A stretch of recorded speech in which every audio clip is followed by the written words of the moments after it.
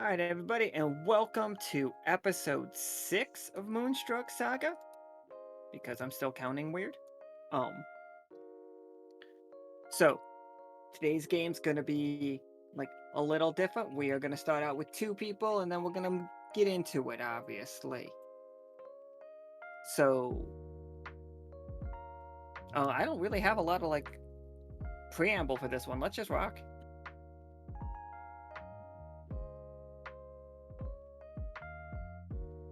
All right. So we got Pim, played by Carrie. Hi, everybody. I almost called Pim Corey. And we got Ento, played by Corey. Well, hello there. Oh, he looks so snazzy.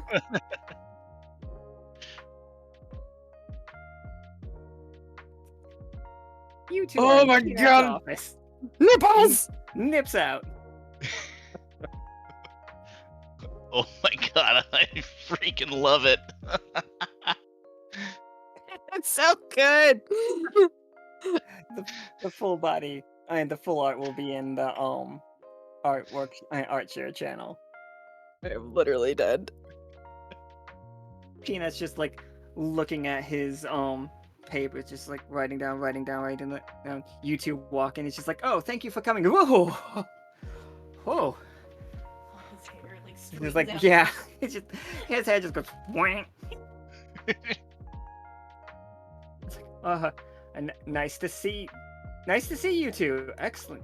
And he just like stands up on his desk like he is known to do and just kind of like walks around.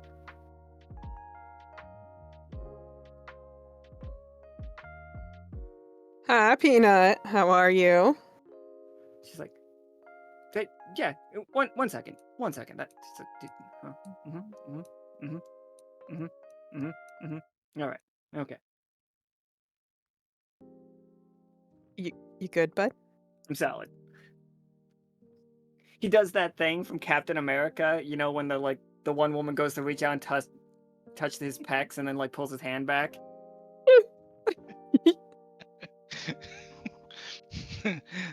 Ento like subconsciously does that thing where he bounces both pecs.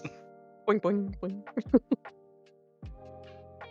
It's like, well, as you two should know, we are currently on a mission for of aid to the moon. It is directly calling us by name for help. And this feels like the greatest adventure.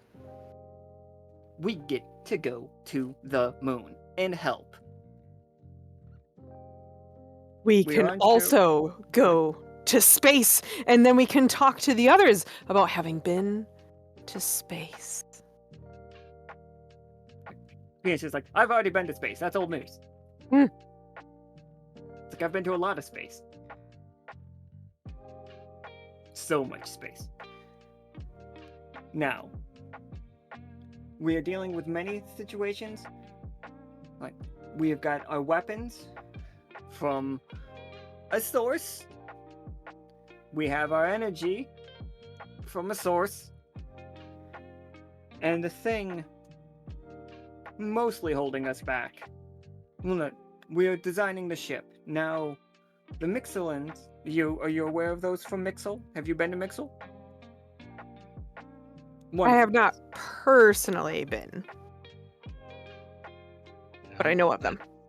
I don't think I've been. Based on their readings, there is some magical interference. They call it an atmosphere. Some form of radiation, and we're gonna need a way to get through it.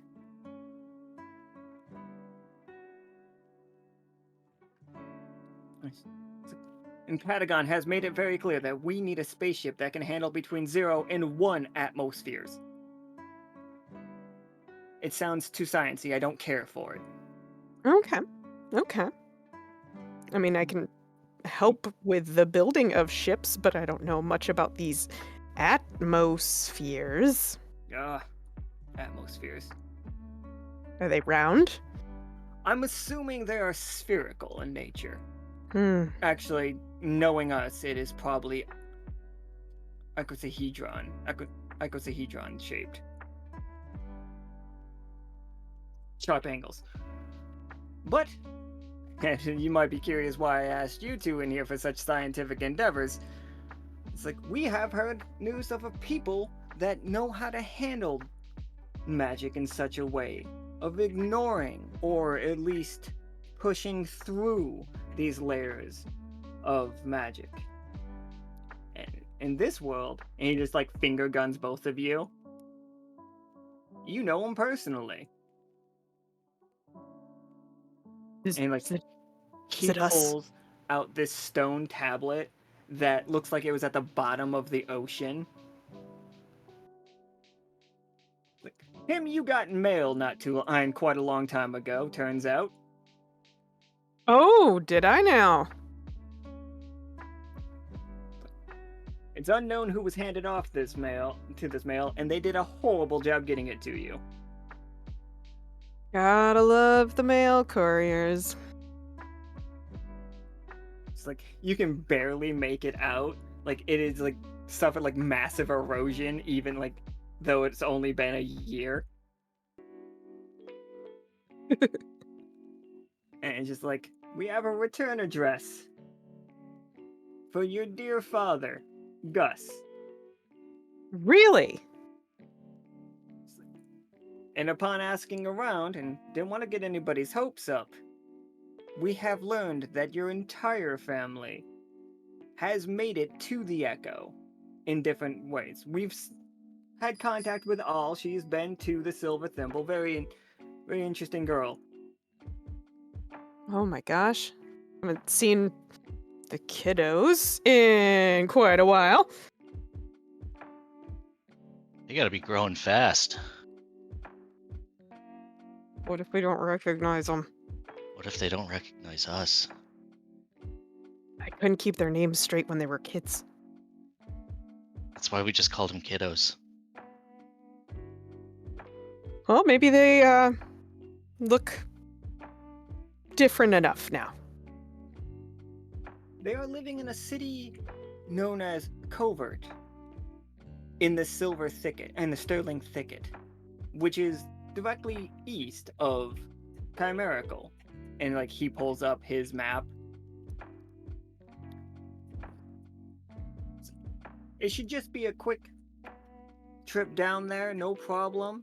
Like, if you don't mind, like taking the airship, flying yourselves down there. Though we have heard, like my reports do say that that area is incredibly dangerous. It's like nothing that you all can't handle, of course. Fully expect it, but just in case, we're gonna send the crew with you. Okay. Yeah, no, absolutely. Anything to get there as soon as possible. Punch it and whatnot. Let's can we go now? Can we go?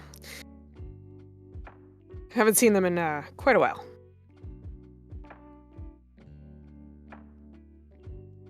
What else do we know? Is there weird stuff? Like, is everybody okay? Like, do we know anything? Oh.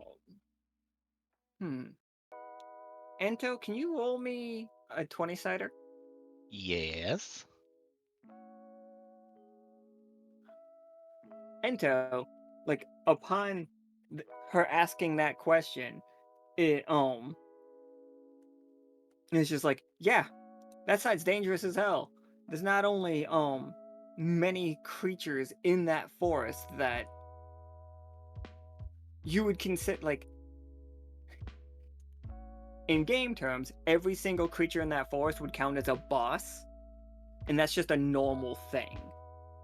But more than that, there are the creatures known as wisps. Incredibly powerful, like, magical entities that exist without minds, without souls. They just wander. And it has been the Tingers, specifically your family, that have been drawing them out of the forest to keep them away from the city of Covert.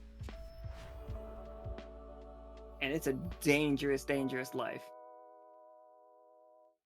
Oh. Any idea why our family specifically? Because they always have.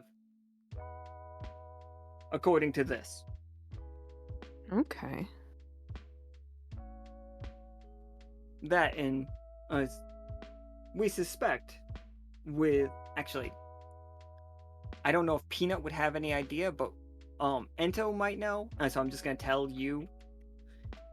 It's because you guys are so low in magic in the first place that the wisps hurt you all less. They still just straight up murder you, but the less magic you have, the less it can hurt you. So they're like supernatural vampire jellyfish thingies.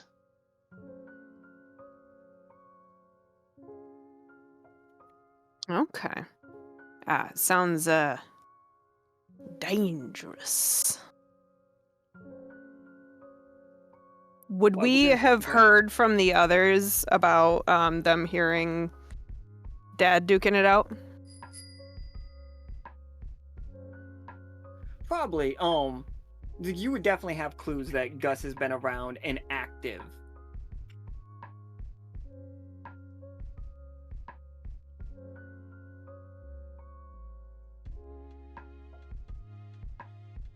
I'm definitely excited to see what's become of everybody. What's going on over there with all the craziness with an Echo? We have heard that somewhere in the Sterling Thicket, there are a group of dwarves from Virtuoso. We're already not particularly on the best terms with Virtuoso, so don't. Well, I don't care if you start a fight with them. They seem like jerks. Okay. Jerky dwarfs. Got it. She's like, I believe everybody should be loaded up and ready to go as soon as you are ready. I am definitely ready. I'm very excited to see everybody, and I hope they remember who we are. I mean, Mom and Dad, how could they forget you? Come on. You know they love you. Maybe not In as much in as me. in their own way, yeah, I think. Now look at you. Look at you. Dad is going to be pleased as pop. You know you're going to have to beat him in an arm wrestling tournament, right? Yeah, I figured that would happen. You're going to earn Oh his no! respect. You got to beat him up. But I mean, yeah, I think I might have to kick my dad's ass. I think you might have to kick our dad's ass. It'll be fun. I'll get popcorn.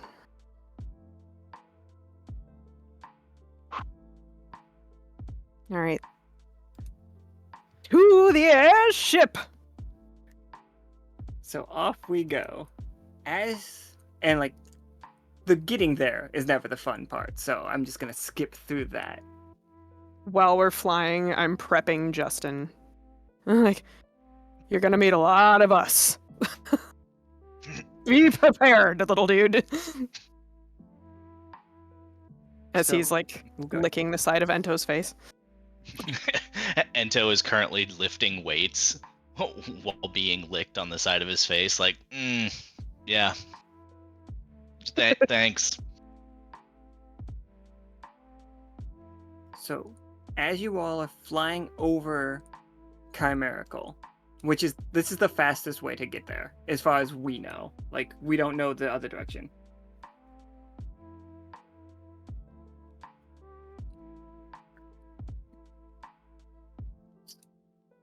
Everybody on board, which is everybody that said something and rolled a die. I rolled the dice in the workshop channel, with the exception of Ibring, because I don't see a reason why Ibring would be on the airship. It's just like, you all feel the hairs, if you have hairs, or just your equivalent of hair, like, raise. That's absolutely fair, as I didn't tell anybody what we were doing. Well, I told some people. It's like, all of the hairs on the back of your necks, on your arms, like, whatever, like, nerve endings start to tell you you are in danger immediately. But here is the Sterling Thicket.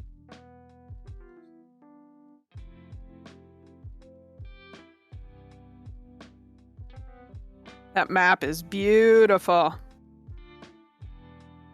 We're heading to Covert. It's right here. It's just right there. Get it. Oh. I love that the rabbits come from a place that's near literally a giant thicket, like a briar patch. Briar rabbits. No big deal. This is beautiful. This map turned out great. Mm-hmm. A ball of magical energy, like, comes from underneath the ship and flies directly at you, like it's being magnetized at the group of people. And it is just lancing out magic everywhere. It's coming right for the ship. Pim's going to like immediately slam on the controls and try to like, quick maneuver like out of the way of it. But I'm going to assume it's pretty big. It's huge. And it's not, this one, as it approaches you, you feel it, instead of like lashing out with like lightning, it is not like scarring the side of the ship. It is directly pulling magic from things. It is pulling the energy from the ship.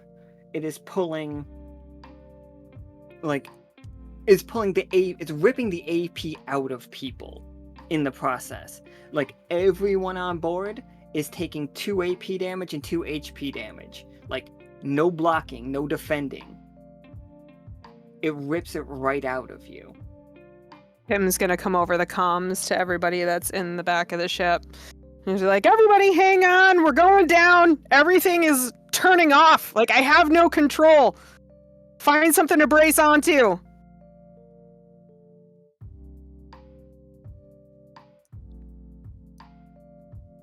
And then everyone is thrown from the ship all at once. Like, I hope you guys are wearing parachutes. Perks of wings. Float. Does Justin have little wings too? He does, actually, but what I'm gonna do is I'm going to pull out my super dope windsurfer. And I'm gonna, like, literally launch myself out of the ship, and I'm gonna grab onto as many people as I can as they're falling near me. And I'm gonna take them down with me on the surfboard. Definitely Ento. He has no wings. Yeah. Ento's just holding onto Justin's little body over his head with his wings flapping as furiously as he can. Justin's holding on with his 2 little stick arms, just like,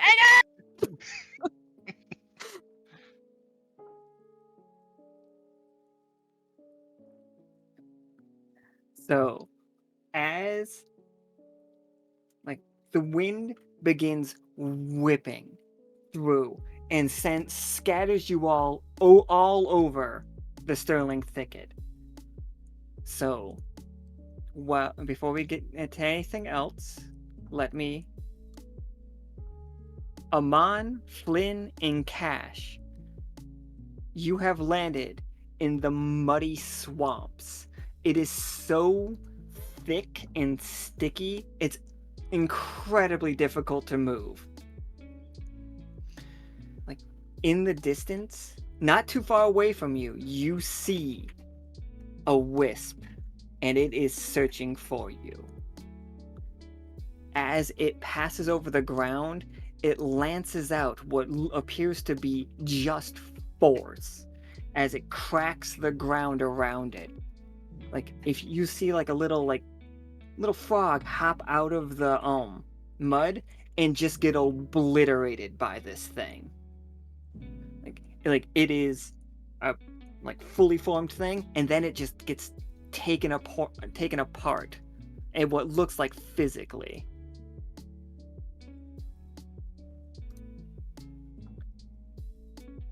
Marcus, Isaac, Midnight, and Osiria, like, you land in the Dulong Forest. This place is death.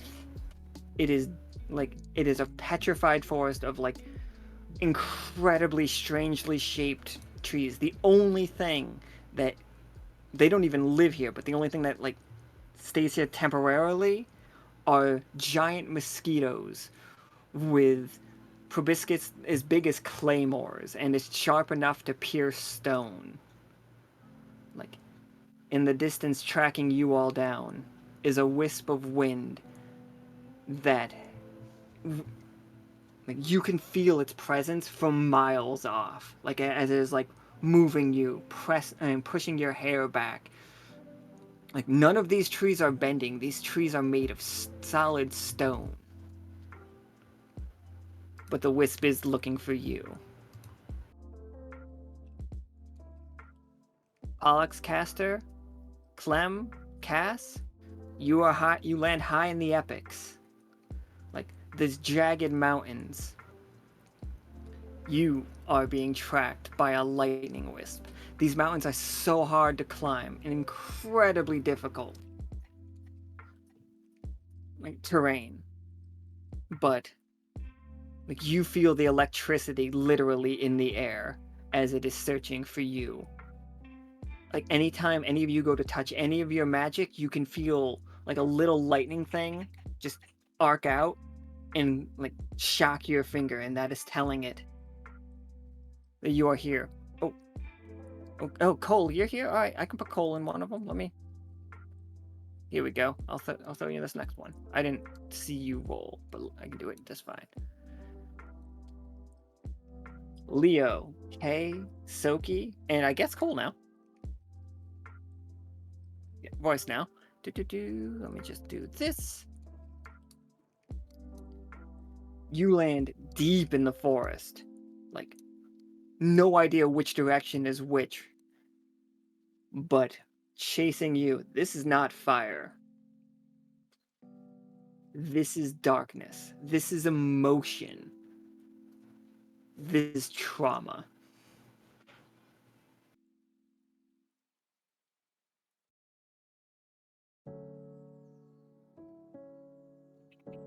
Good luck. Of course, the bunny gets trauma.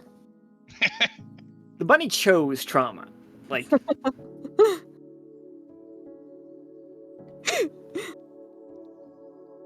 Good luck, Leo.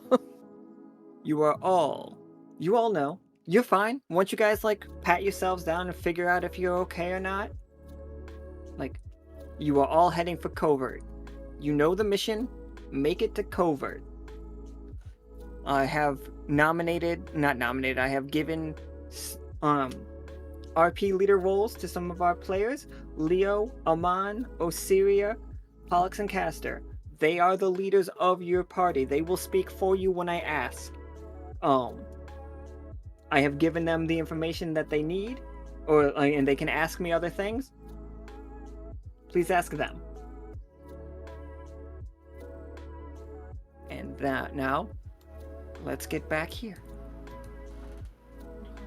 Do our communicators work at all? Do your communicators work? You know what? I would say yeah. That's fine. All right. Yeah, Pim's don't do, just like gonna- and they don't use magic, but Yeah, Pim's gonna just reach out and scream at Cass. And just be like, whatever's going on, wherever you are, you better get to covert as fast as possible. Just saying. You know, no reason. Thanks, bye. Good luck.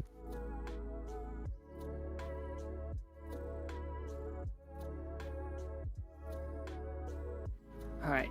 So you two land. You like Pim, you can float down with your wings, absolutely. Ento, I'm not sure Justin is gonna be enough to hold you. But you still manage to land without taking damage. So what's that landing look like? Of course, it looks like. So, he's going. He just lets go of Justin, and then just face first towards the ground. And then as he nears the ground, he flips over, and of course, superhero landing. Just like hit the ground hard. Like the impact actually creates a small crater. It's fucking sick. Pim gently flutters to the ground, and Justin lands on her head as we both golf clap at Ento's landing. And Justin's holding up, like, all of his fingers, pretending it's a 10. How many fingers does he actually have? 6. He has 6 fingers. Ento kind of stands up, dusts himself off, does a little bow. Very good, very impressive, yes. Lovely, brother, lovely. Oh, thank you, sister. Thank you, Justin. Alright, well, we should probably find our folks. You're gonna have to teach me that later. You two, like, feel a slight vibration in your antlers. That the Ento you would immediately recognize because you're more connected with this world or this version. That you know that there is a wisp.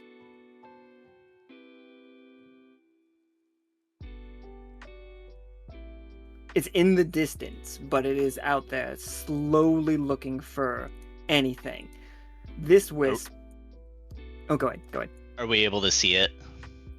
Yeah. Just feel it? Yeah, if you look the direction, like, you could point it out. Okay. But you also feel something else coming down the path to something else's. Amel, Mozz, you want to introduce yourselves? Hello there. Who's there? I don't know. Hello? Like 2 people. Oh my god. Sorry. Oh, my guardian. Kiddos? No. That you, Pim? Who's that? Is that? Yeah. Oh. Hey guys? We need to Huh? run. Okay. Just point in a direction and I'm gone. We're Cupboard is following this you. way. Wait, I get that him, but who's the muscly guy next to her? I don't who know. the hell Run, do you think run it now, is? talk later. Go! Pim just jumps on Ento's back. Ento, with Pim on his back, scoops up the other two underneath his arms and just starts trucking it.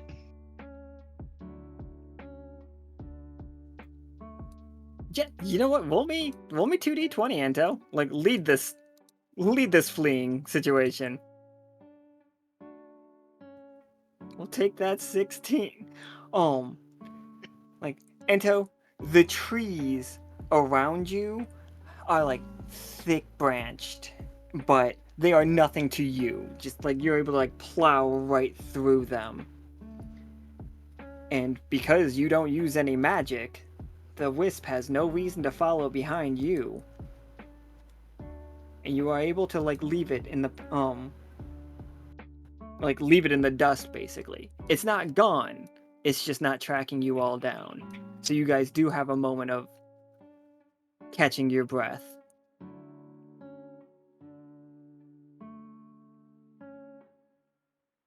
Ugh. Yeah, so this place is a hellhole. Something shot the airship literally out of the sky. It would most likely be a wisp. We were on our way to find you guys, and, well, now everyone's scattered everywhere. We've got most of the crew with us, somewhere here in the forest. Well, hopefully they're smart enough not to deal with it. Try and deal with anything in here. You know, some of them. Well, But, guardians help the rest. Yeah. Hi. I'm Who's Amel. who? Oh my gosh, look at you. It's good to see you again, kiddos. You're all grown up. And Kim's just gonna start hugging them, whether they want wait, her to or not. Ento? Ento? Yeah, Yeah. He got jacked. yeah, he grew I mean, up too. I got a little muscle, and he subconsciously starts twitching his pectorals again. There he goes, waving them boobies everywhere. Roll my eye, and she's like, "Gosh, until we get enough from Dad. We don't need it from you two." What do you mean? What do you? And Ento looks down and is like, "Oh, sorry." Half the time I don't even realize I'm doing it.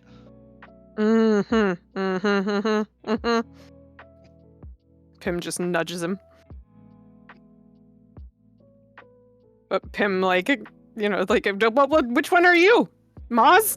Is that Hi. you? Yep, that's me. Oh. Oh my god, the kids are all grown up and she's gonna start pinching cheeks. Oh, those are my cheeks. Watch the makeup. Oh, you're both so cute! Oh, I can't. How are mom and dad? Dad's hurt. Dad's hurt? He got messed up yesterday. Where How is he? hurt? He's back at cover. Can you take us to him? That's where Oh, we're headed. That was years ago. Oh, Like He got I thought that was fucked years yesterday. ago. it was yesterday in the context, but it was Karam dreaming about when he lost his sister, which has to canonically be years ago. Roger. Scratch that, reverse He's that. He's scarred. fine, but he's scarred. Oh, You know Yep. him. It's never gonna keep him down. Just move on and yep, just scars to add to the collection. Just something to show off at the bar. I feel like I have to ask, what's the red thing on your head? So, long story, but this is your nephew. I adopted him. He was an egg once, and I found him in hell. He's a demon. His name is Justin. Justin, this is your Uncle Mozz. Hi. And Amel. Justin's just Hey. gonna kind of like, almost like nervous, kind of like wiggle his fingers at them, and then open his mouth for a big, creepy, toothy smile.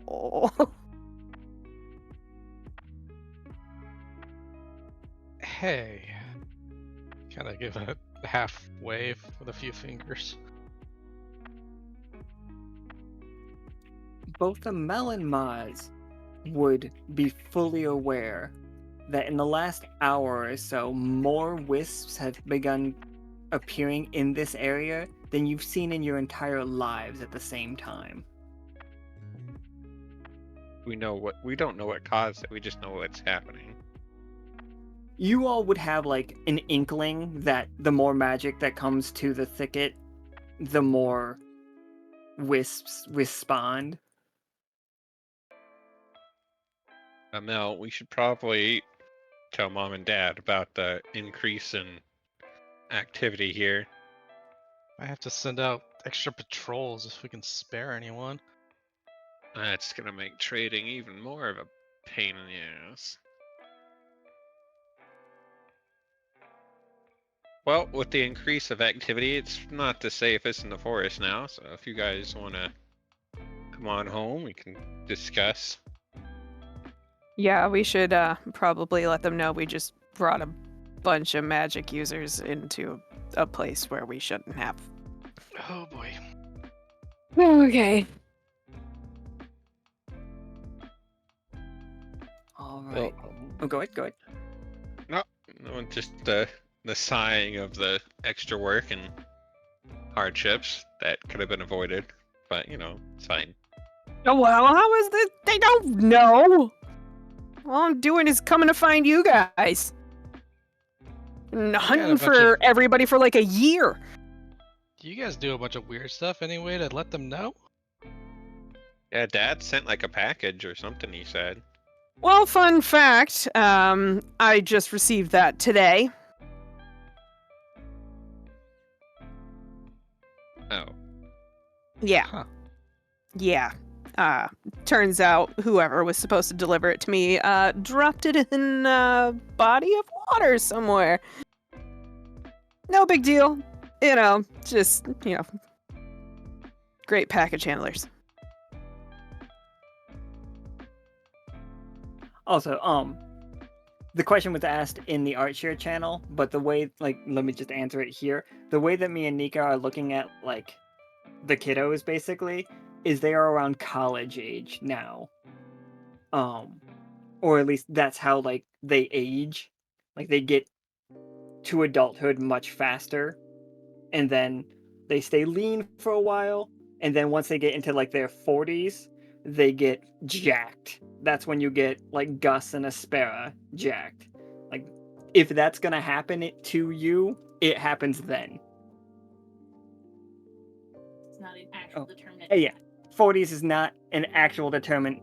It's not real time. It is what we would consider our 40. 40 in Tinger years Yeah. could be completely different than Could be. 40 in human years. Exactly that.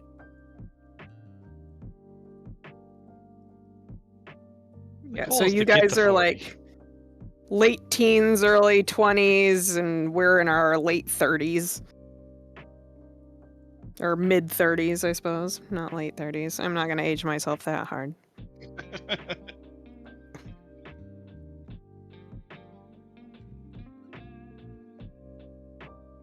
Yeah. Yeah. Yeah. All Yeah. that. If you guys couldn't hear that, That's that was just for us. exactly. Secrets. Alright. Somebody is burning something. Yeah, I know it's a smell. But okay. You still with that pirate crew, I guess? Things have changed. But yeah. We are with Lockstitch. We're still with the captain. More or less, we're kinda still pirates. Most days. Most days. I get to fly an airship now, and I run a company, and I build mechs and weapons, and do all sorts of fun stuff now. We could use weapons. I definitely have those. How's that one the one rabbit? I think he was Leo. Parse liked him. Oh, she loved Leo. He's here somewhere. So hopefully he makes it, and she can give him a big ol' squeeze. Hard cut to Leo hiding behind a tree as the darkness wisp is approaching.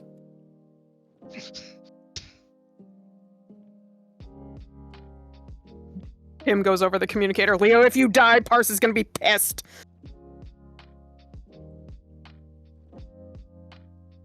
Ento goes to the communicator. He's like, if you piss off and hurt my mom, My No dear pressure. mummy.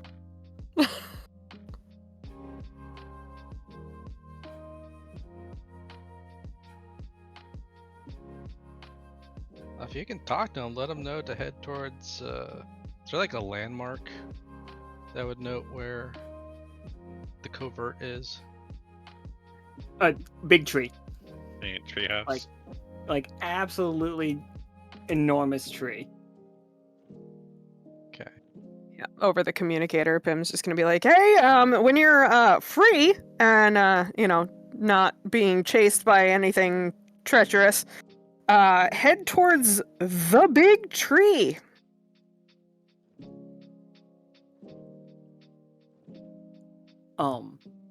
If you need So, to ditch something magical, it might buy you a second to save your life.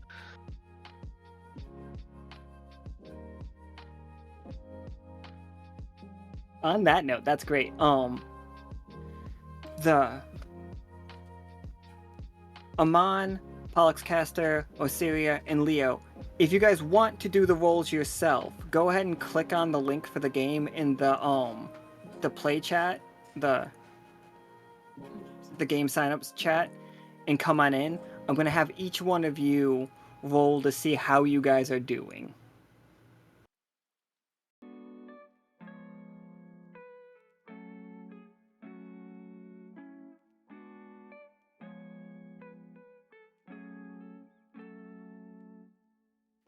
And like, if they do roll low and they tell you guys, like the people like with them, that this thing's gonna happen, if they say it's gonna happen, let it happen. That's part of their story.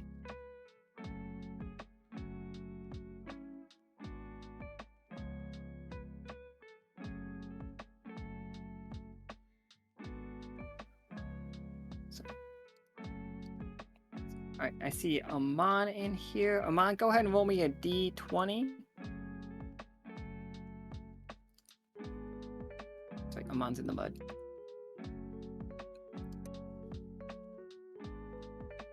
Oh, please Nice. turn on 3D dice before we do it. But Amon rolled a 16. So, yeah, that's okay. I forgot to say it. If the other ones, like, if you guys can't roll it, it's fine. We'll roll it for you if you can't join the thing. But Amon, you guys are successfully avoiding the wisp. Please RP how you guys are doing it, what you are doing to make your way to covert. You're not out of the mud. Like, you're still there, but like, you are all not in the dangerous situation yet.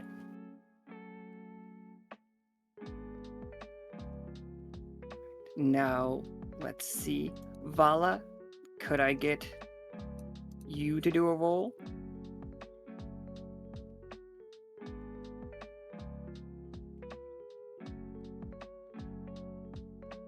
Don't forget your dice. There you go. Alright. 12. Absolutely. Vala, you and your party have managed to make it to a little bit more of a safer place. You are not in any immediate threat, although it was narrow. Like, you could even climb down, you could find a cave, anything that you would like on the epics. You are out of the way enough that the wisp, while still in the area, is not an immediate threat. Please RP that. Osiria, can I get a roll from you?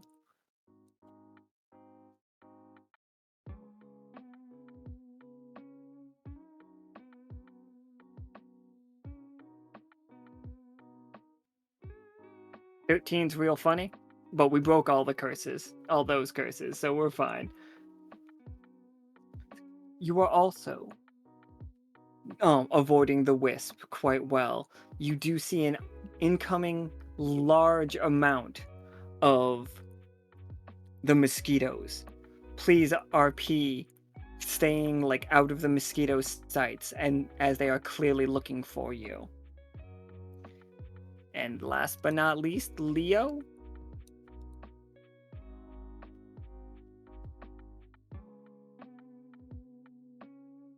A nat 20, absolutely.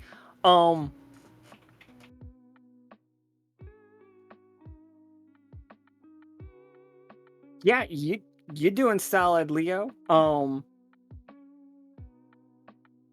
Good pep talk, Pim.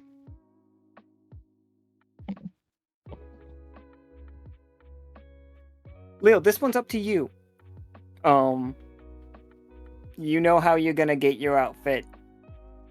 You rolled a 20. You do you. But you guys, like, nobody else is in any risk. Like, nobody's actually going to get hurt in your team right now. But yeah, back to this group then.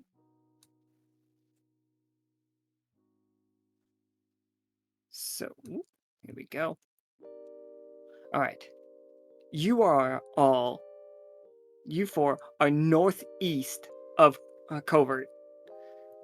Right now, the sounds of the forest are dangerous. Not just the wisps, but the activity of the wisps have caused other creatures in the area to begin, acting up.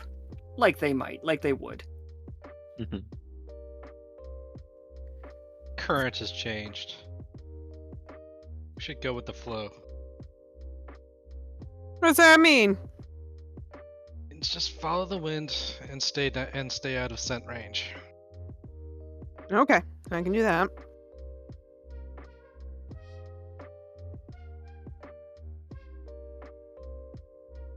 Friends are really kicking up a fuss though. They're really Going for blowing that. everything up in the wind. So tell us about the rest of the groups. We haven't heard of Vatna or Akana or what was the other one? The Nickel, I think. Oh, Krieg, Yeah, those guys. As we walk on our destination. Krieg started a cult. Akana is a successful blacksmith and awesome lady. Nickel is awesome as always. He got a cool jet that talks. Vatna is doing Vatna stuff. Being deep and And nudge introspective. Amel and say, he's still weird. Still weird, huh? It's a little weird, but we love him nonetheless. This whole vague, twisting, muddled realities, alternate history stuff going on. Is that him? Sounds like him. Believe it or not, I don't think it's him.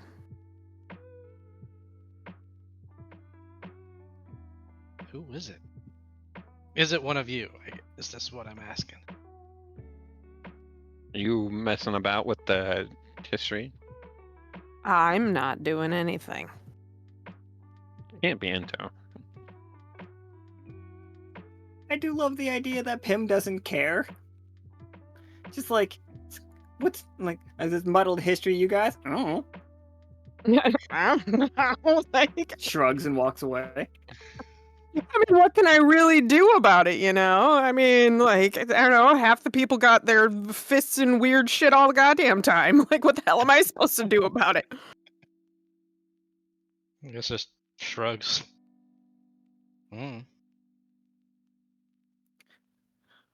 Alright, so who wants to lead the way? Like, you all, once you set foot in here, can kind of inherently tell where you live.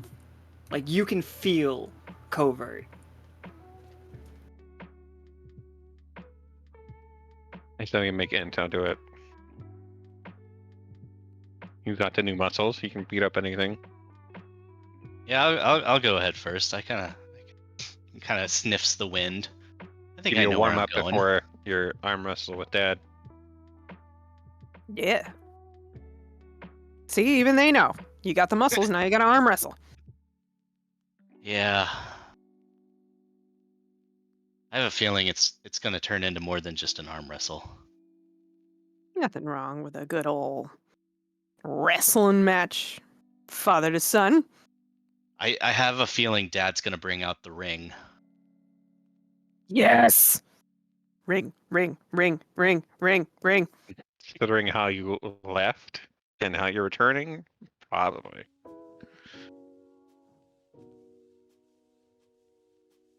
He's probably gonna want to fight.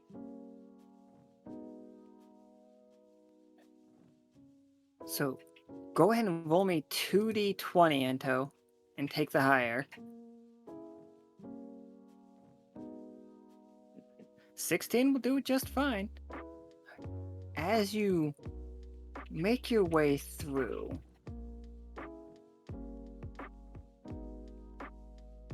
you hear, like, a roaring in the distance, and, like, you do not get surprised by it. Like, you guys will see it before it sees you. But there is a large Bargeist in the distance. They howl with the screams of just 1,000 voices.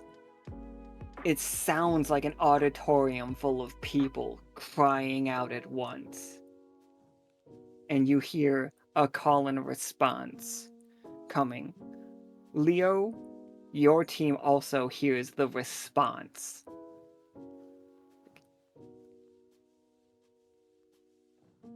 They are searching for prey. Amel, actually, you all will know immediately. These things eat Whippletingers. Like, they will eat you if given the chance.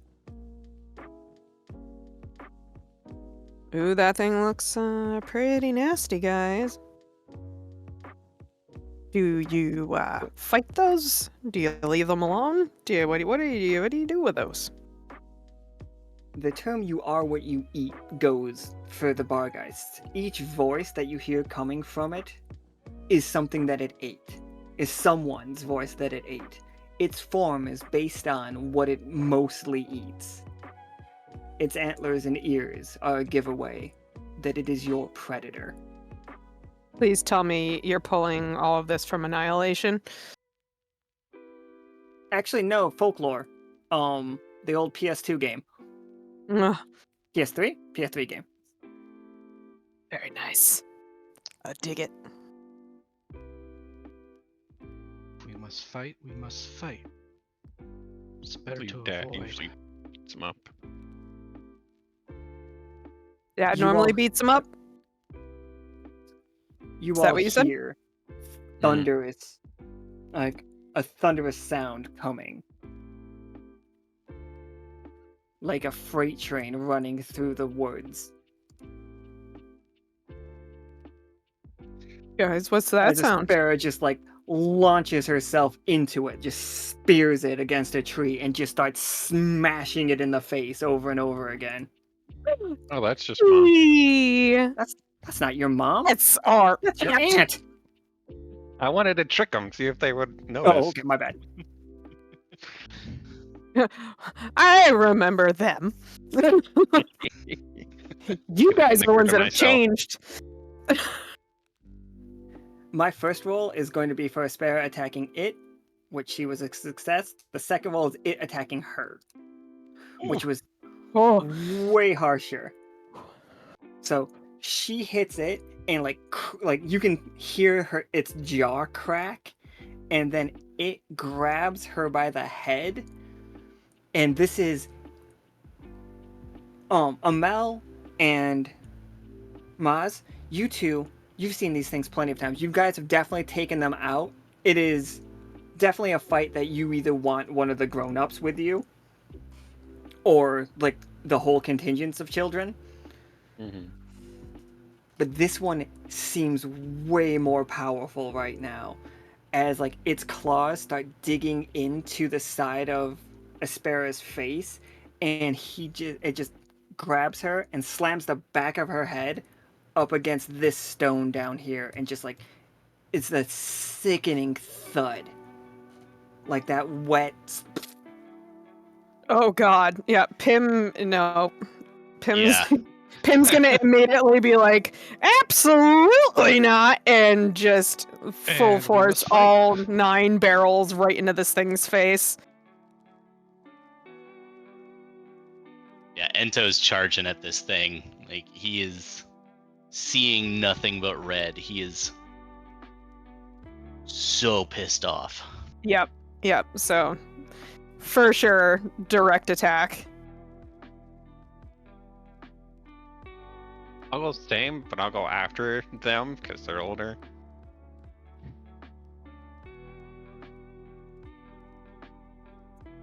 And it could be fun. Honestly, whoever rolls the highest.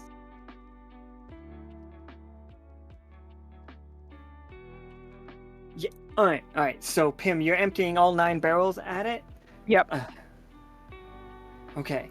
With your 12, like you see it reach its hand out and just take the bullets right into its hand. Some of the bullets do go through and like clip it on the cheeks and stuff, but you then immediately see its hand like start to heal. You did do damage, but and what you can learn from that is you only did half the damage you normally would.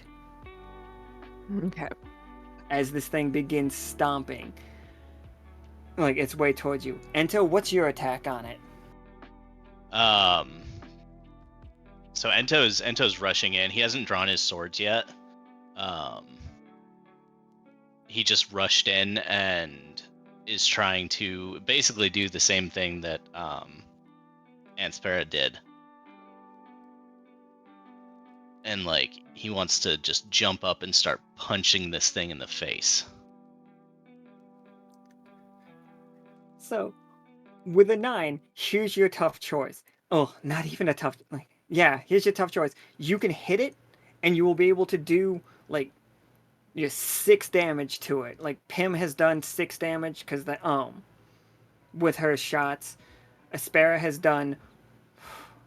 did 4 damage with her hit. You can do 6 damage to it, but it is going to hurt you. It is going to do 6 damage back.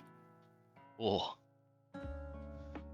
Oh, for the record, this is the Monster Mash, by the way. Like, this is the thing Kawari made a lot stronger. So now you know who to blame. Mad at you, All right. Midnight. Oh, you're fine. All right, so I'm not gonna take the damage, so I won't do the damage. Can I like at the last minute pull back and just try to like reposition myself instead of Oh yeah, absolutely. trading Alright, so- damage? yeah, you can pull yourself off, and then your next attack, if you roll a mixed success for that one, it will count as a success. Unless you roll under a 5, you will hit it next time. All right, cool.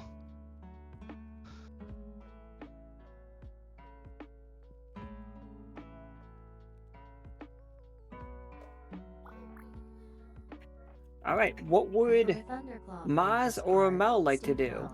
Flip a coin head, seal Oh, 5 horsepower. I'd like tails, to restore 2 first HP for midnight take some sword. drugs, and then go and try and stab it. The drugs Well- I'm talking about are a red pill.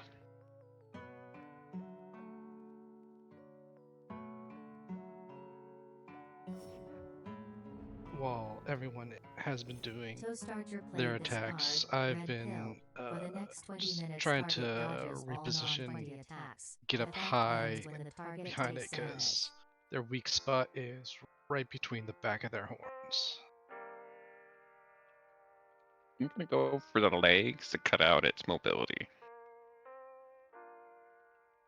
Things we've learned. Mozz does drugs.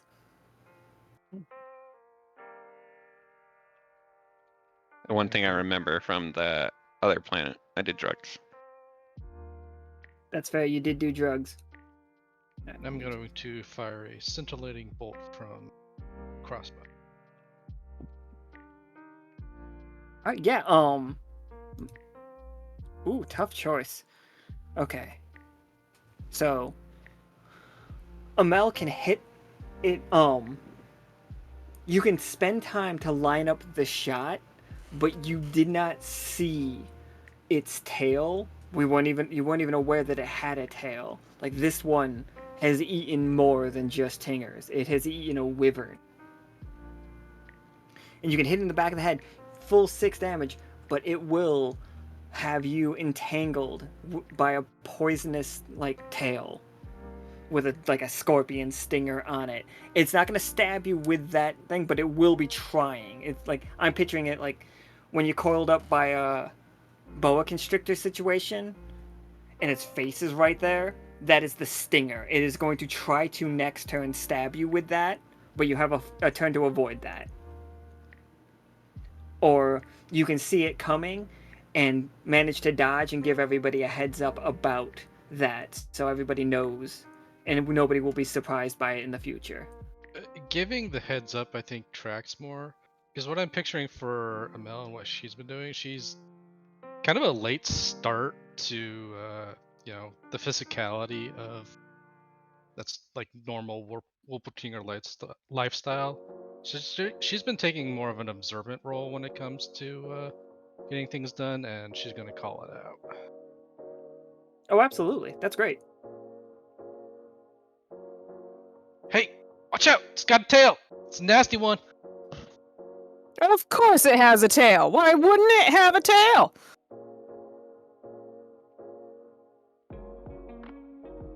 Be boring if it didn't. Yeah, super boring. Yep, real boring. And Pim's gonna run in and just try to pull Aspera into a safer place.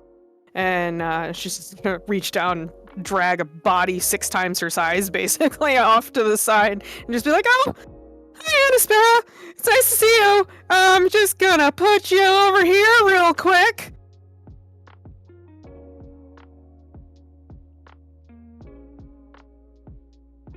And then, can I run at it and just try to axe off its tail? Oh, for sure. Go ahead. Absolutely. Oh, I'm sorry. I've got to give it its attack though. Oh, okay. So, who has actually hit it? Pim, you are the only one that's actually hurt it. Everybody else went at it. No, wait. Sorry.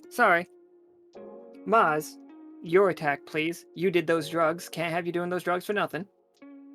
I'm just gonna rush at its legs, the 2 cleavers out, and we'll see if we can't fuck up its leg. Absolutely. All right. So,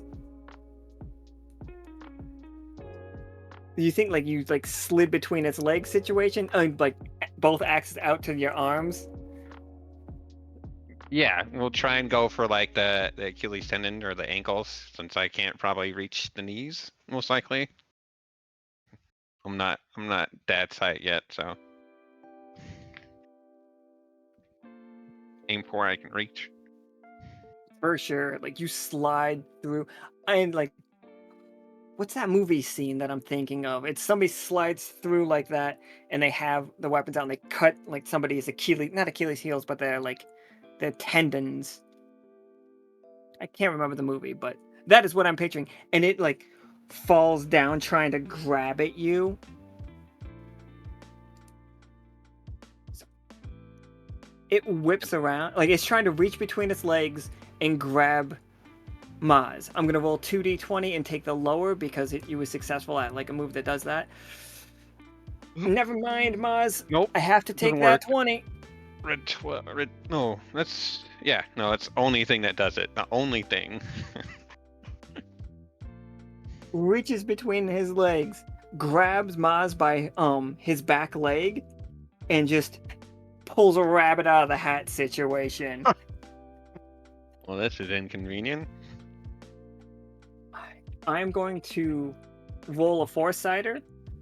Pim, you're 1. Ento, you're 2. Amel, you're 3. Mozz, you're 4. Mozz, if I roll a 4, it's going to do double damage because he is spiking you on the ground. This is who he's throwing it at. Ento, this is definitely a multi-personality thing, throws it at you, throws Mozz at you at full speed, as he's just like careening at you. Mozz, you are going to take 4 damage. Ento, here is Yeah. your choice. You can get out of the way, and Mozz will take 2 more damage. You may attempt to catch him. On a success, Mozz takes 1 damage, but you don't take any. On a failure, you take 4. On a tough choice, we'll figure that out when we get there. Okay. So yeah, it's Ento's got Rip Like Jesus going that's on. So is that the half damage, or is it just 2 damage then? Oh, then it would be like 2 damage. Even if you fail, you would only take 2. All right, cool. Yeah, he's absolutely gonna try to catch him, and like he's not moving out of the way for that. All right, give me 2d20 because you got Rip Like Jesus up. Oof, tough choice. Oh God. Okay. Here's your tough choice. And you tell me if you want to go along with it. As Mozz is careening towards you, Mozz, you have dropped one of your cleavers, but you have the other one in your hand. You can, if you want to, grab on, like, you both grab each other's, like, forearms, spin, and you throw him back. I was Making hoping that's where this was going. But just so you know, this attack could really hurt Mozz. You I'm down both with can it. roll a 20-sider for it, and we will take the higher. Okay, yeah. Get You down? Ento, I'm just gonna look into your eyes and give you that subtle shake of yes.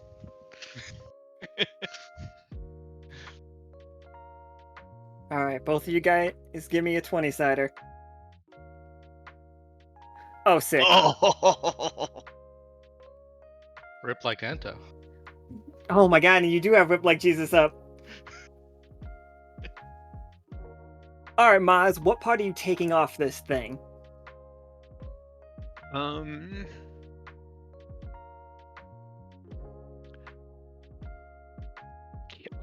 we go for the tail? Since it had to turn to throw me at Ento, can we have it turn so it just kind of slices through the tail so that's no longer a problem anymore? Absolutely, just take it right off. You are going to do 12 damage. That's after its reduction, by the way. Oh. And that tail hits the ground and begins splattering its toxic blood everywhere. Leo, your team hears that it crying, its screaming is terrifying.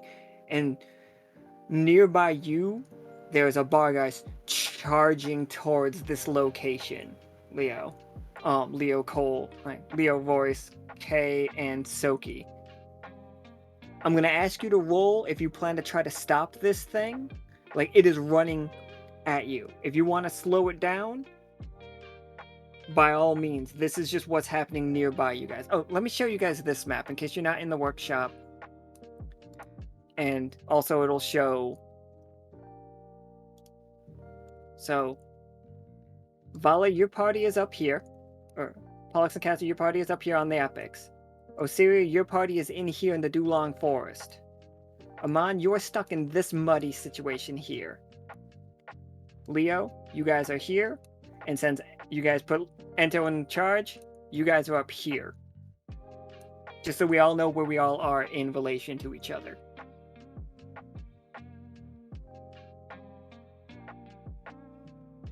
Alright. Now, Pim, we can go back. No, wait, no, it did attack already. Alright, Pim, back to you. So since the tail is already gone, have I moved Aspera? Oh, yeah, you can move Aspera. Okay, yeah, so I wanted to move her to safety. Just kind of, like, is she conscious at all? I don't think so. A 20 from this thing, even to Aspera, is gonna be a nightmare situation. I think she has a massive concussion. She is bleeding out of the back of her head. Okay, so I have moved her to like a safer place, like where it's out of sight. And I'm just gonna take one of my like scarf things out of my hair and bandage her head. And I'm gonna give her a little kiss on the forehead, and then I'm gonna run up this thing's back, and I'm gonna put the axe into the back of his head. All right, give me 2d20. One is from Amel giving you the heads up on that spot. And take the higher, don't take the lower.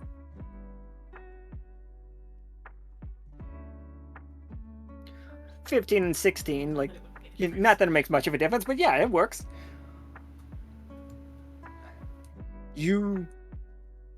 Sell me on what it looks like. This does Alright. not kill it, but it hurts. So, Pim kisses the sparrow on the forehead, and then she's gonna kind of like run through the trees to get behind this thing. And she is just going to like bunny jump up as high as she can onto its back. And she's gonna just start gripping into its like weird, wiry fur and literally climb up it, like kind of hopping up it. We're talking like full-blown Shadow of the Colossus climbing up the back of this thing, and she's gonna get up to the top, and she's just gonna take her axe, and she is just going to plunge it into the back of this thing's skull. And it screams. Like, the echoing screams. And this close to its face, you realize that's not actually its, like, real face. It is screaming out of the eye holes. It is screaming out of the nose. And the sound of it buries itself in your head, draining 2 AP from everybody here. Ugh. Alright. Ento, I'm going to give you another go because I took a long time with the explanation. You get to use Rip Like Jesus again. Okay. Because I know it faded off, but don't worry about that. Alright, cool. Can I be like hanging on to this thing's horns from up Oh, top? absolutely. Okay, I want to try to maintain my place at its head, not head.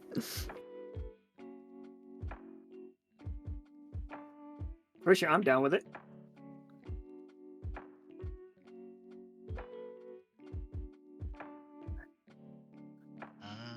Let's see.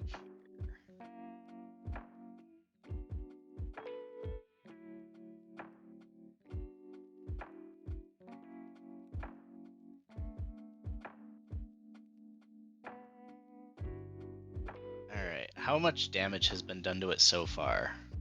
It has taken 12 plus 4 plus 6 plus 6. No, yeah. 24, 28. Alright, cool.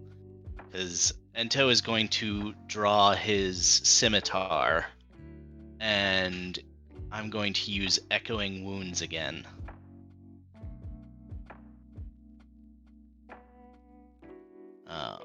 With a resonant slash, the scimitar forces its target to relive the pain of their injuries sustained in the ongoing combat. Target suffers damage equivalent to the total they have already taken in the current encounter, which it is also doubled because of Rip Like Jesus. Yeah, I made that that weapon overpowered, but I'm still sticking with it, so I'm good. Go get 'em. Yeah, give me a 20-sider. Oh, this is the 220-sider situation. You can say no to rolling it. That's a 16, and we'll take the 16 unless you roll a 1 or a 20. I'm gonna roll again, just okay. 13 is so funny. Soki, in the distance as you're running, your eyes are turning silver and just like running through these woods, and you see exactly where Ento is. As Ento, murder this thing.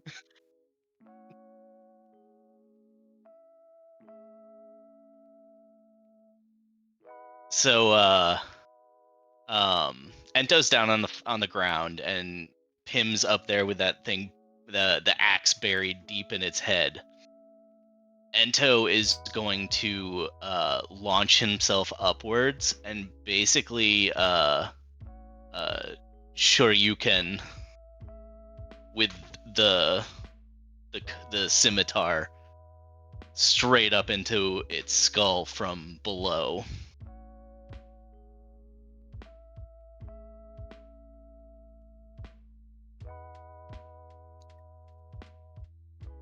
For flavor, can I grab hold of the handle of the scimitar once it's buried in its face and just pull it backwards to split its skull in half?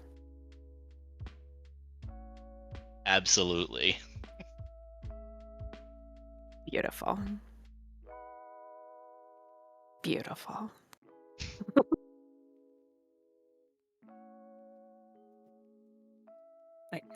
As it just like falls to the ground in front of you all. Tim rides it down.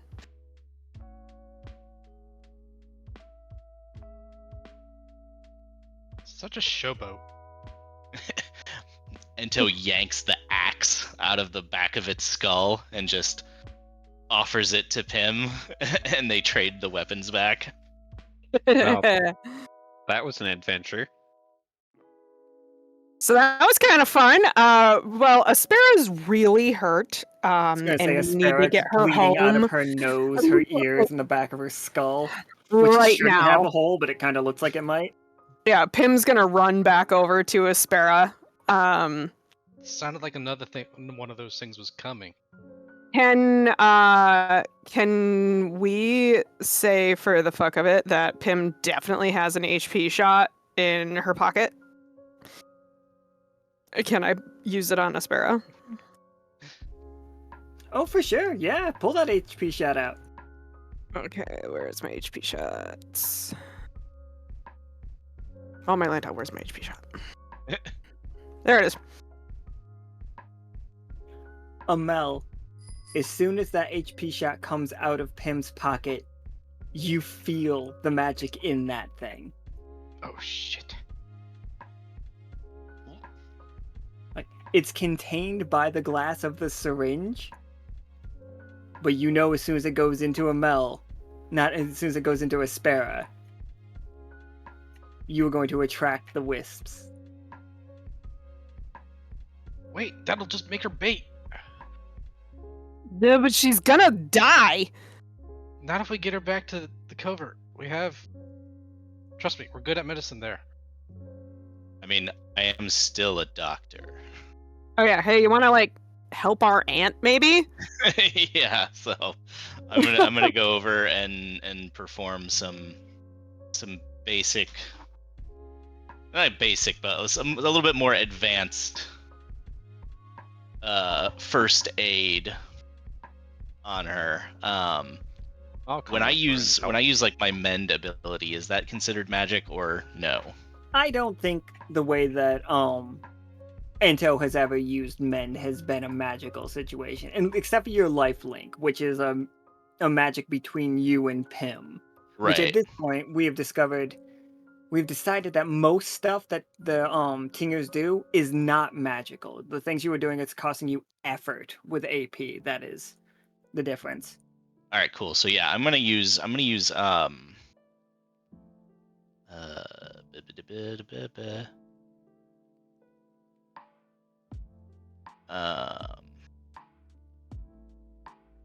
actually, I'm gonna use heal instead of mend. Use an extra AP point there.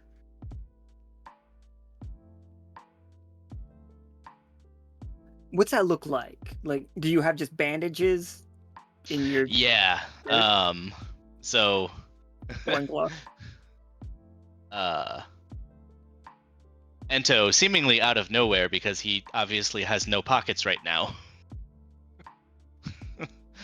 pulls out bandages, makes like splint for anything that's broken, like basically like he basically splints her neck up so that it doesn't move, so that there's no further brain damage caused, and Do you make like a litter for her to carry her back? yep. I just assume that the entire crew is just made up of popples, and we can just pull shit out of our like back pouches at any time.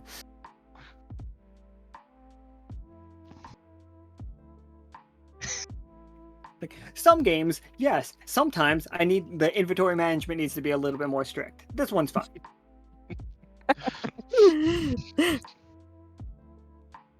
You gonna do okay for the little bit so we can get her home? Yeah, so she's stable now. She'll be able to make it back home. When she wakes up, she's gonna have a hell of a headache. All right, everybody.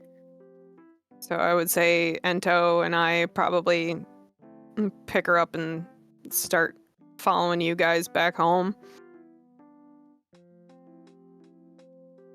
Oh, excellent, excellent. That actually, hold on one second. Let me just go to this map real fast. Yeah, I can lead the way if Amel wants to keep an eye out. Sure. Amel and Mozz, both give me a 20-sider, please. Like, you're familiar with the area, but it's very dangerous right now.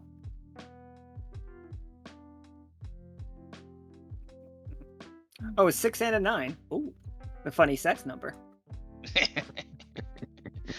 Nice. Nice. Here's a tough choice for you, and this is just fun for me. I'm about to see how all of the other parties are doing by having them make a roll. Now, you can see the wyvern up ahead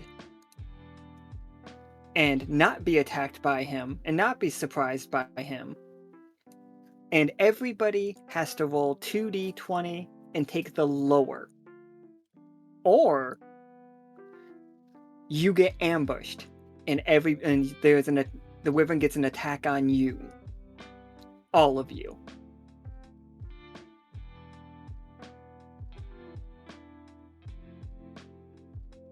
So what would the 2d20 take the lower B4? The rest of the crew. Osiria, Pollux and Castor, Amon and Leo.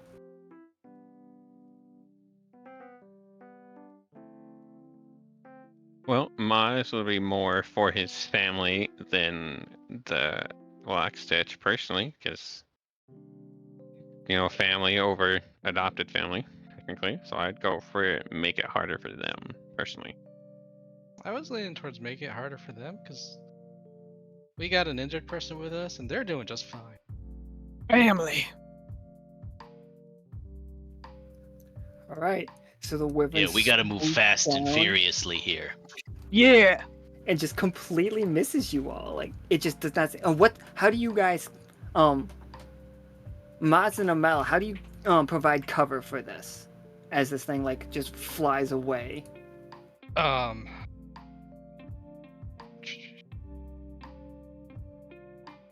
got an idea, but it's gross.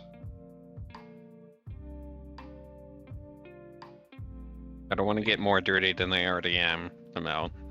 No. Because we could just cover ourselves in its leavings. Nope. Ghillie suits it is. All right, everybody, Just- wear these leaves and grass and vines and sticks, and we'll be able to make it home.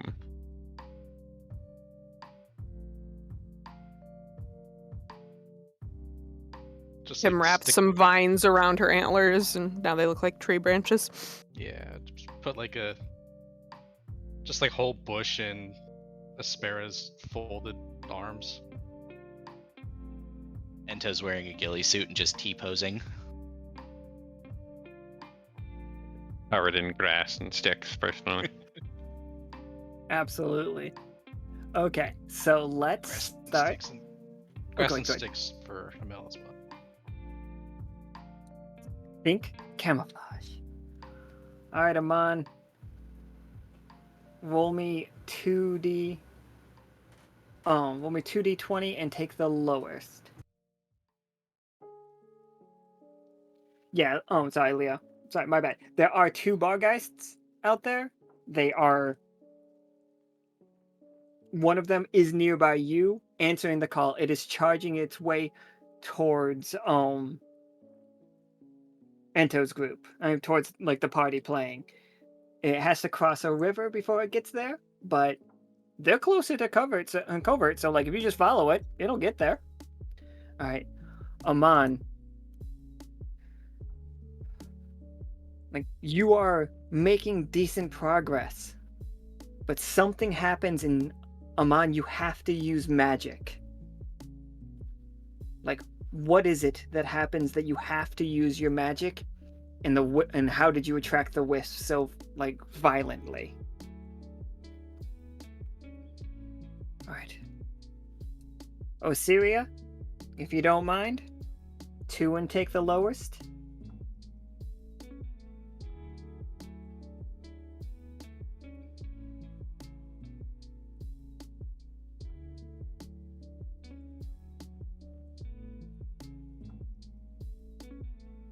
Osiria might be dead. It's okay.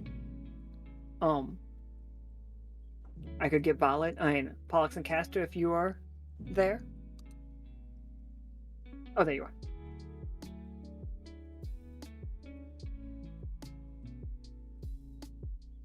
Sure, that's fine.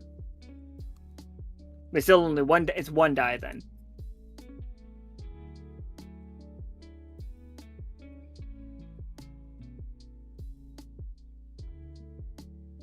Absolutely.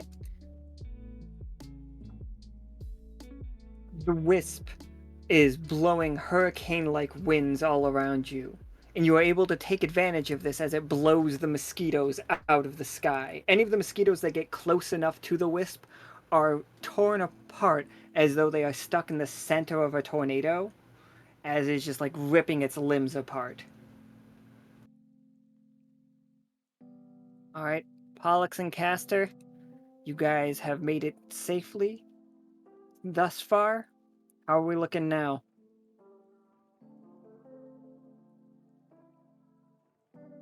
Oh, by all means, take this opportunity to pee.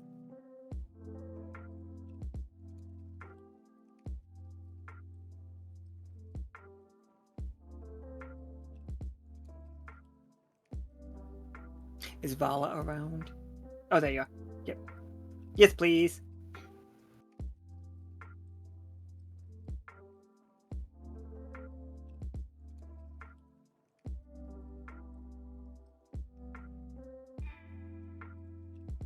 There we go. We know which party is in trouble. Vala, that lightning was way closer than you thought as it rips through you. As you turn a corner, poke out of a cave, climb down a little bit, and it's just there.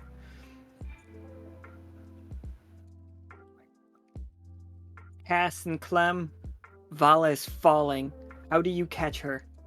Not Cass and Clem, Pollux and Castor are falling. How do you catch them? Sorry. How do you stop them from falling to their death? But at the same time, lightning wisp. And Leo, because of your 20 on the first one, you only have to take 1 die. Unless you very specifically want to roll 2 and take the lower. Ooh!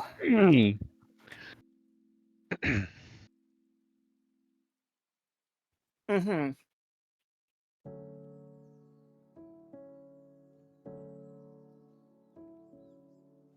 I mean, you could. Royce, Soki, Kay, Leo. 8 AP is ripped out of your body with tantamount to the worst feeling that you have ever felt in your life. It is darkness. You feel animosity towards your friends. You feel like they have abandoned you, like you have given up. You are here because they failed you. You didn't fail them. It's like, you were doing your mission. You were part of an airship. Why would they come here? Like, why would they let you come here when they knew that this was this dangerous?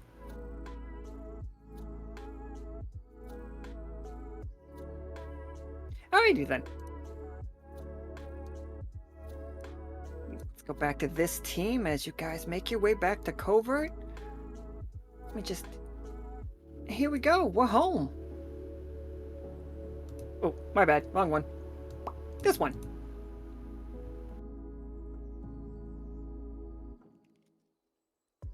Look at it. It's beautiful. It's peaceful. Upon walking through, you four feel at home. Like the weird buzzing energy, like out there, the fear, the way that all the creatures are going wild, that's not happening here. That's an out there problem.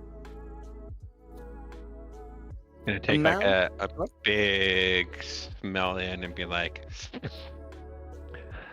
good to be home. Amel, you know now she could use the HP shot and you'd be okay. Alright. We're good here. If you want to use your strange magic stuff. Him immediately stabs it into Aspera's arm because she is panicking.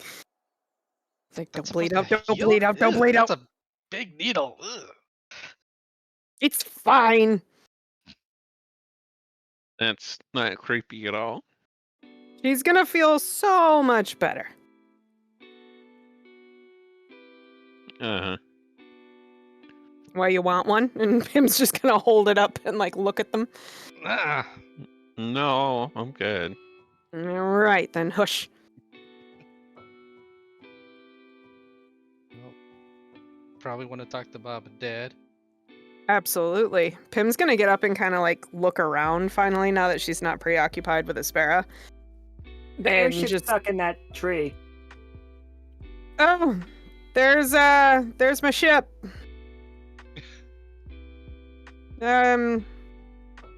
We'll talk about repairs later. I mean, at least it's conveniently close. Yeah, at least I can see it. And her supplies are there. I have a lot of work to do later. But she's looking at the whole town and she's just like kind of gobsmacked. Just looks amazing, and it's nothing like she remembers, home being. It's a lot bigger. Well, me once we take a spare, I'd be happy to give you a tour. Show you around. Absolutely.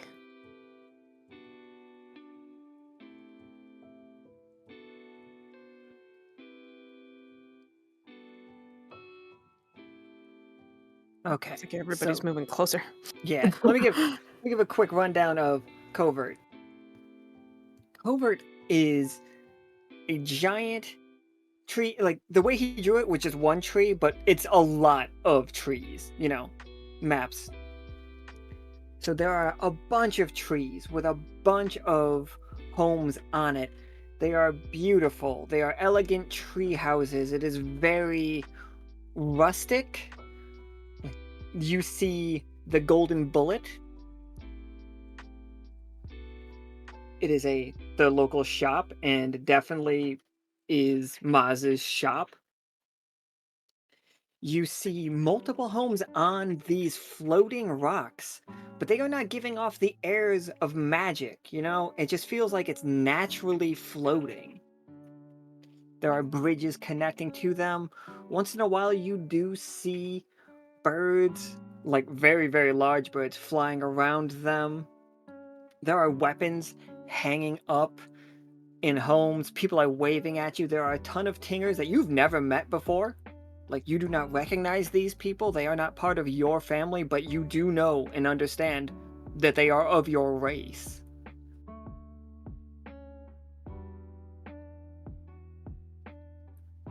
Place is absolutely beautiful. It's bustling.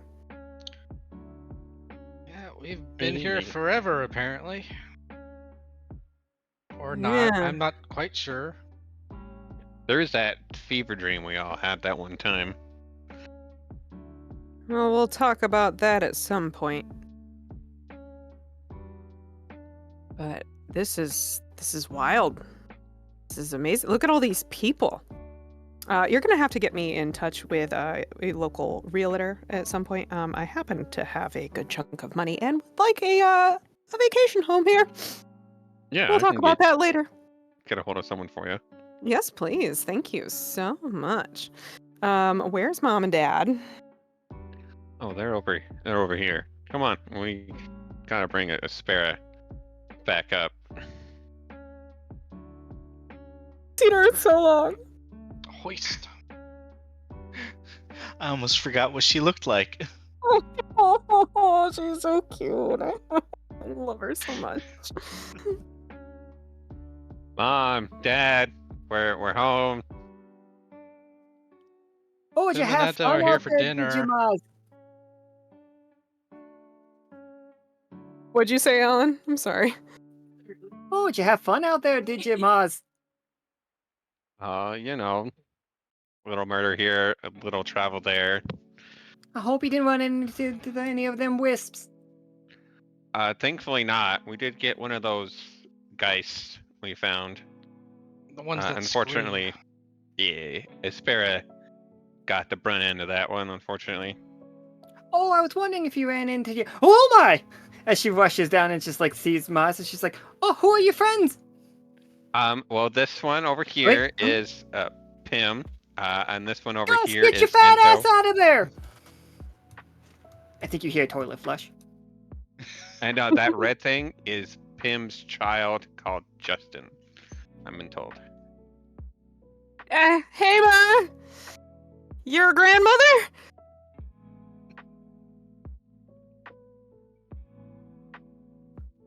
Like tears flood her eyes as she looks at you, you two. Aspera is just like finally coming to. Is like, oh. She gives you guys a big thumbs up. Aspera gives you a big thumbs up and like passes out. Well, at least she woke up. For a Gus, second. sitting up Yeah. here, sees She might you be all- in and out. just grabs onto the porch railing and just leaps with all of his might and comes slamming down next to you all. Hey, Dad!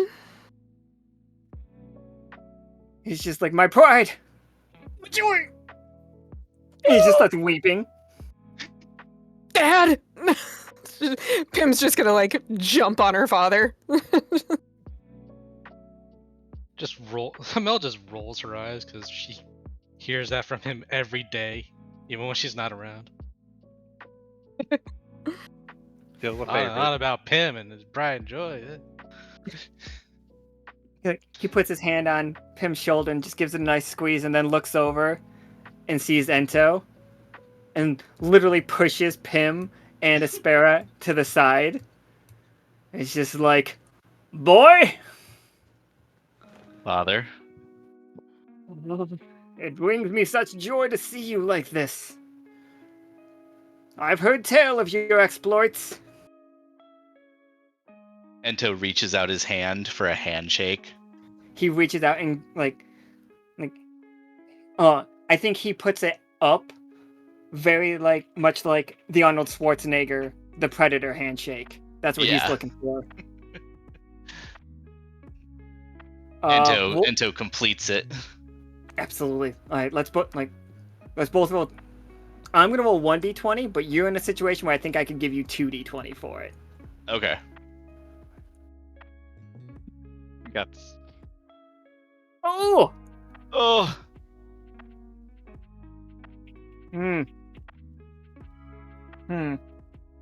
This can't be how this happens.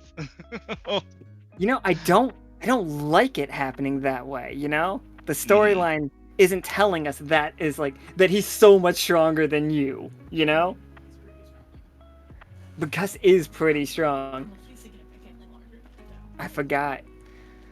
So, like it happens, and he squeezes your hand, and he's just like, ha ha, like as like you feel it, like he is overpowering you in a handshake.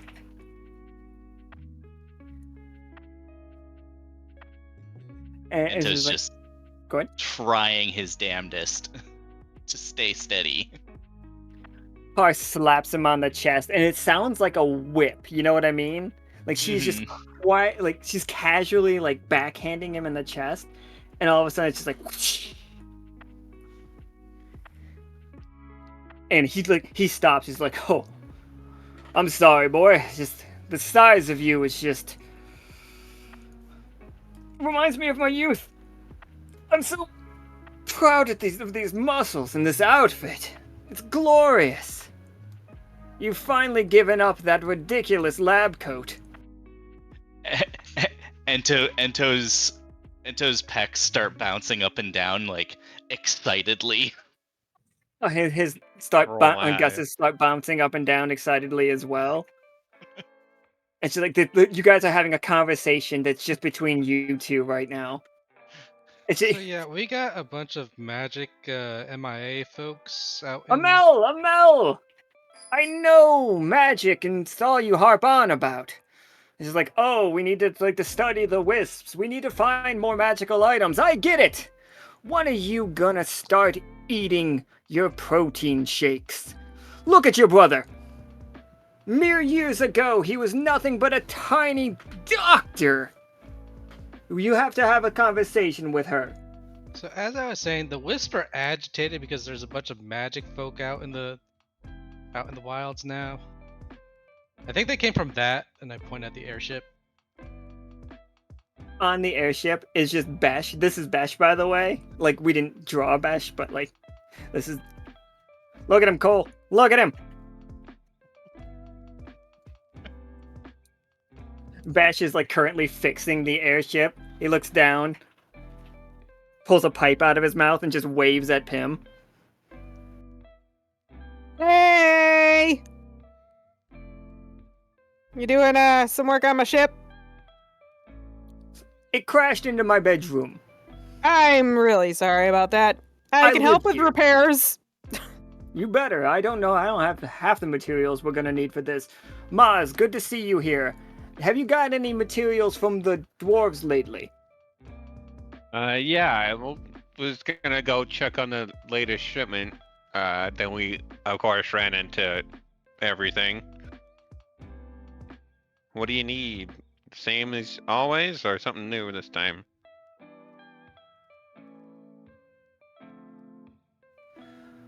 I don't know. What is this thing made of, dear sister? It's a stuff. It's mostly metals. What is the ship made out of? Oh, I forgot to mention, in case you're wondering, Besh is wearing Daisy Duke jorts. Oh, perfect. Why wouldn't he be? Fishtinger, official company. Fishtinger. Yeah. Business casual booty shorts. Yeah, I posted the whole AI art in the art share because Ronick was asking about it, about a bearded one. But I thought Besh would look good with a beard, so... It's beautiful. So the airship is made of... What am I telling him? It's made of silver most of the time, unless you guys redesigned it. No. It's mostly made out of silver. He's like, we don't have silver here. And the dwarves hoard it. These dwarves? They hoard silver. And I need silver. Alright. Got it. Got It's like a little bit, but nothing nowhere near the amount for this kind of gestures at everything. This. They mostly deal in null metal on this.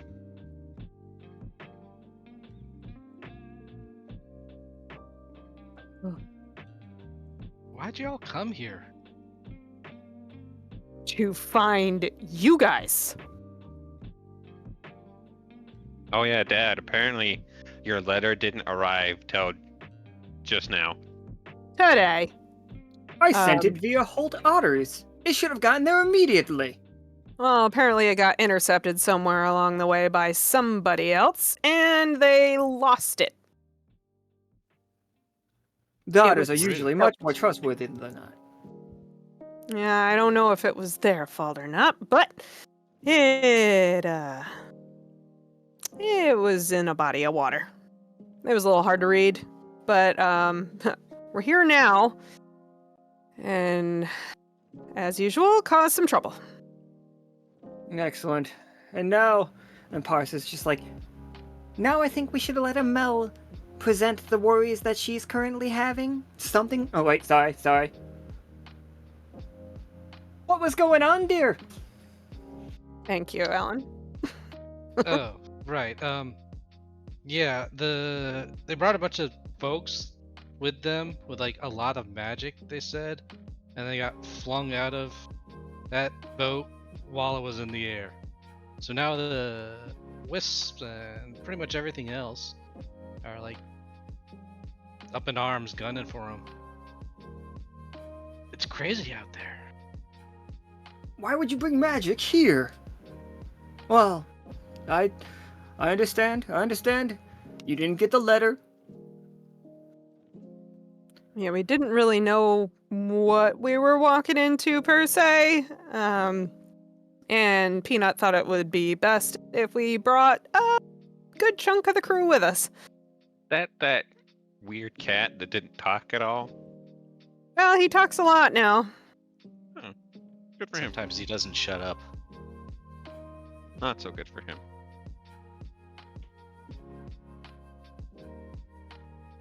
Okay. So here's how the rest of this game is gonna go. Amon, your party, Amon is unconscious from the attack from the Wisp. The rest of his party, because it was only a tough choice, can get him back to covert. You will survive it just fine. Osiria, you and your party doing great. Like, you all can basically just walk out of the woods and get here yourselves. You guys just keep rolling great, so you're doing great. Pollux and Castor, your party needs help. Leo, your party needs help. Like, we have 2 beacons on the comms. We have Leo's party, and we have Pollux and Castor's party. Who's going where? We can send Gus, Parse, and Besh to one of them. The party goes to the other. It's up to you guys which one you want to go do.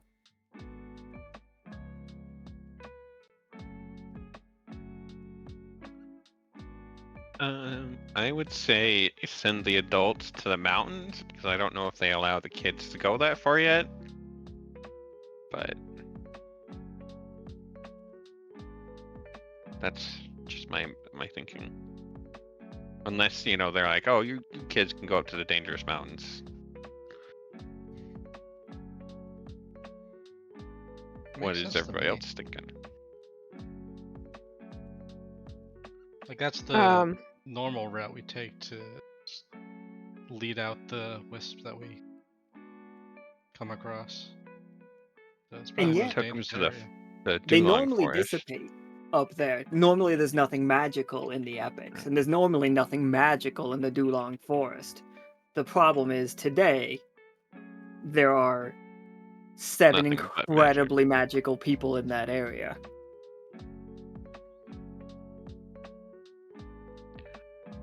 Okay, well, if it's, even more dangerous than usual, I would, again, suggest you send the adults to the more dangerous spots. But what do you guys think? Are we having like an open conversation about this with our parents? Absolutely. Well, I You can would- also ask the comms, like have the comms over it. You currently cannot get a hold of Pollux and Castor, but you could get a hold of Cass and and Clem. But you could also get a hold of the 4 in the woods, but they're gonna be kind of snippy with you. Where is Cass? Cass is in the mountains. Yeah, Cass is with Pollux and Castor. Pim's gonna go over the comms and just be like, Cass, what's going on over there? You're late.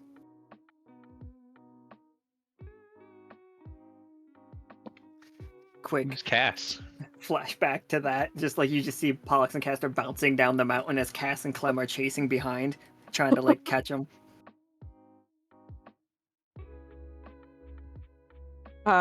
Cass is a lovely gentleman that I've been seeing for a year or so that Mom needs to meet.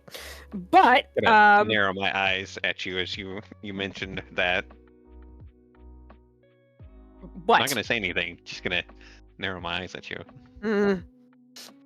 But I can't seem to get a hold of him, which means I'm a little worried. Maybe we should go over there. He was in the mountains.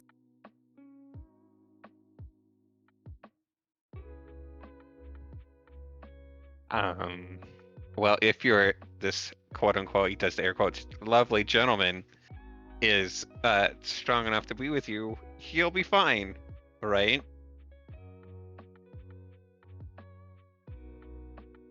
Cass hears his comm light up and hears Pim's voice, currently trying to pull PNC up right now.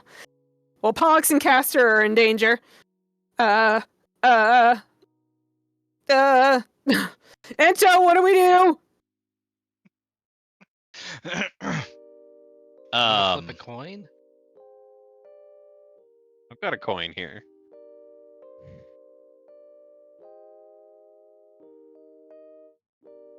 You were talking into, I'm sorry.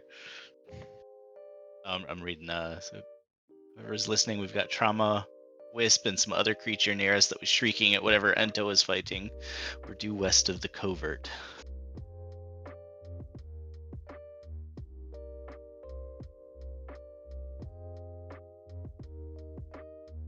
Well, we know where that is. We can get there quick.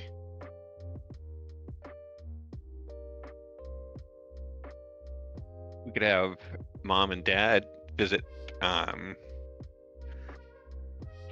Pim's new boy toy over there. Yeah, that's gonna go over great. All right, fine. Be a great introduction. Sounds perfect.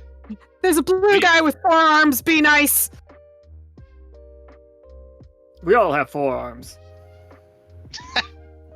Yeah, we're all just kind of flex at him. Does he have biceps like this? And he like Gus flexes and like shakes the tree you're standing on. He's strong in his own ways. Maybe not so muscular, but That means Oh. no, Dad. Don't. Ento starts flexing exactly the same way as his dad. Like, Oh, this is strength. Don't you go on about emotional stability to me, girl. I didn't say emotional stability. He's not really emotionally stable. But you know what? He can shoot. And I appreciate a man that can shoot. Is he a quick shot? Yes. It's like chuckle, chuckle, chuckle. Amel, not Amel. Aspera, her hand goes up to fist bump Mozz. Fist bump. Yeah. she passes back out after that. Immediately backs. You really want to get into this conversation right now? He's Alright, so Damn. Mom's gonna go meet your boy. Oh shit, my communicator was still on. close. Come down here. He Yes. said your boyfriend's quick in bed. Yeah, I got it. Got it. Got it. I didn't. This is making sure you. Go to Making sure sleep. you. You need a rest. Shh. You don't want it to go over your head. You're just so You short. gotta rest. Look how tiny Yeah. you are. You gotta rest. Have you been eating 3 steaks for breakfast like I told you? Oh, it's hard to get down sometimes. I'm really busy. I'm Sounds really like she's only busy. getting one small sausage a day, unfortunately. This world has amazing meat. Have you tried centipede? Oh. You're so Ento scrawny. pushes Aspera's head back down. Like, just With a stop. pillow. Sleep. She's Oh, just like, I'm glad you got that, Flynn. Him just holding the pillow over her face. Get some rest.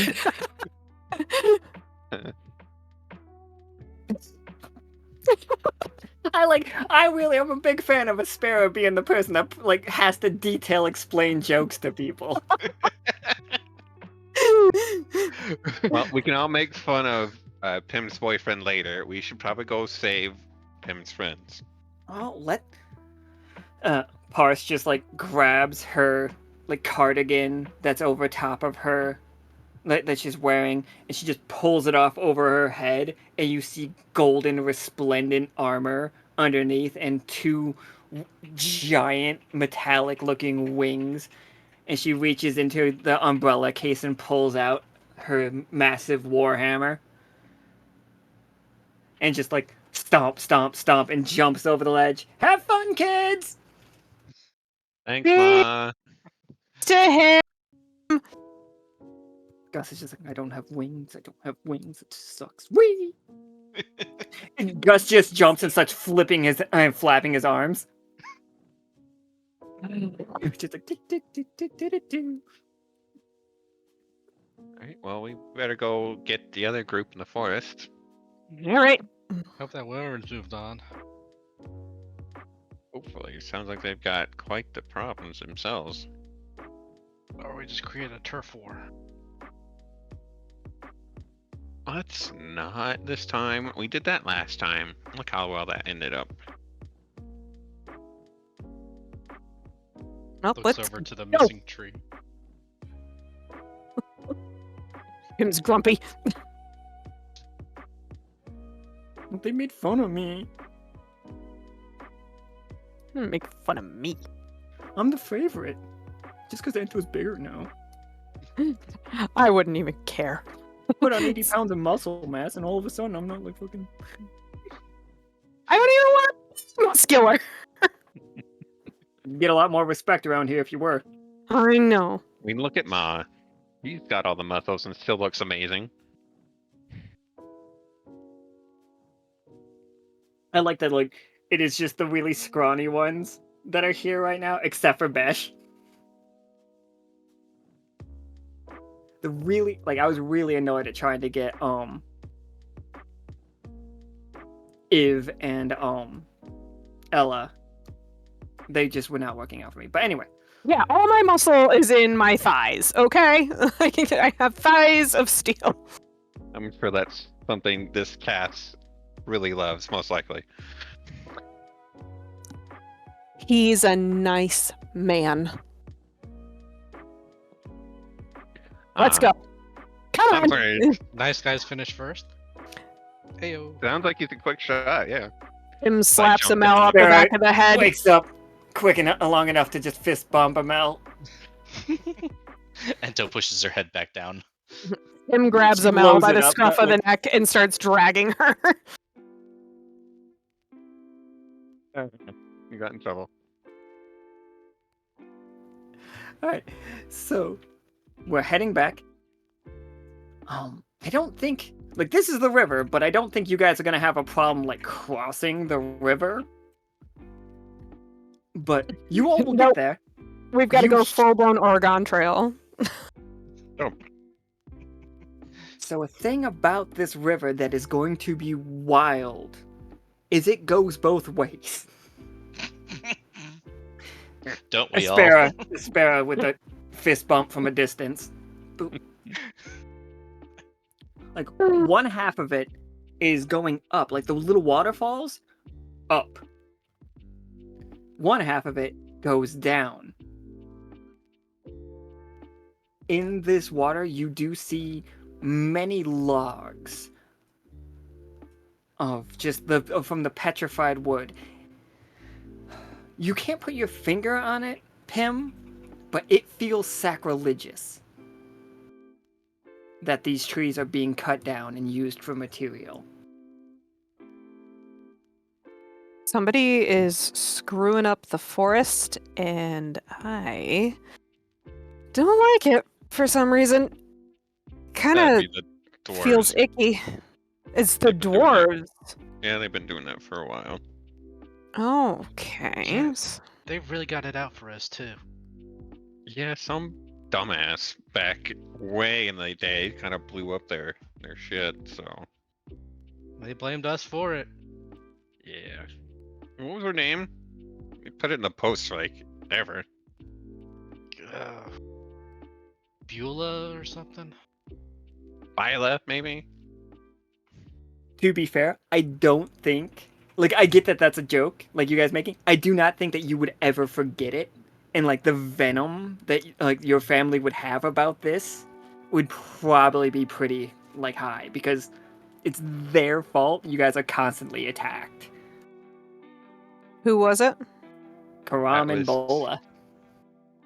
Yeah, and then after we're making fun of her, we then go to insulting. Oh yeah, that with more venom than anything I've ever said. Crom and Bola twins or siblings or whatever. A rom? Yeah, that shitbag who decided to blow things up and then left his own sister.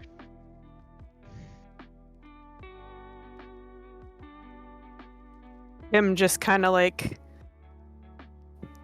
tightens up a little bit and kind of like Upon holds her mentioning mouth that, closed. You guys can remember that if you want to. Like, you know Karam, though. So you can partition it, you know?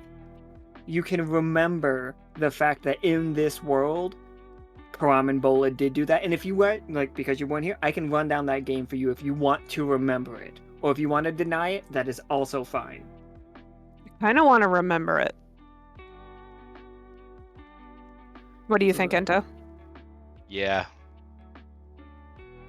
So you both have memories that come in the form of reading the newspaper, of all things. You see pictures on the front. It's just like Tinger terrors in the Sterling thicket. Like massive explosion caused by Tingers. And you see a boat hauling a bunch of lumber from the Dulong forest being destroyed by a bomb. You see pictures of Karam and Bola both holding this bomb. You see a picture of them planting this bomb, and you see a picture of it exploding and them standing on the top of it. You see a picture of a captain drowning in the water, and it's just like, rest in peace, Samuel. He is survived by his son, Samuel.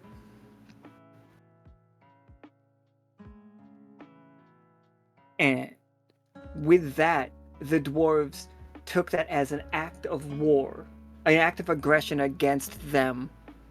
That the Tingers want them out of this territory, despite the fact that the Tingers sold this land to them for safety. It was the other tribe of Tingers, for the record. They sold that land to the petrified forest. They couldn't do anything. Nothing lives there, nothing grows there, but the dwarves wanted it. So they offered the Tingers safety. And in return, the Tingers blew up their ship, costing lives and millions in lumber that could have been used to make the city a better, safer place. Virtuoso, Dactyl, and by extension, all of Virtuoso has a problem with the Warpletingers because of this event. So out of character, did Karam and Bola actually do this? Oh, out of character, they totally did. They didn't know that they were getting set up, though. Okay. Yeah, so the memories of this are just gonna, as soon as they said it, I imagine that the memories just kind of flood in super fast because they didn't exist prior to this moment. And Pim is just gonna start like seething. And not noticing that you're getting extra mad, Mozz, you're just gonna keep going on. And that's why no Tinger ever goes back to Dactyl or really has anything to do with the dwarves, because those two traders asshats decided to blow up some ship for God knows reason why.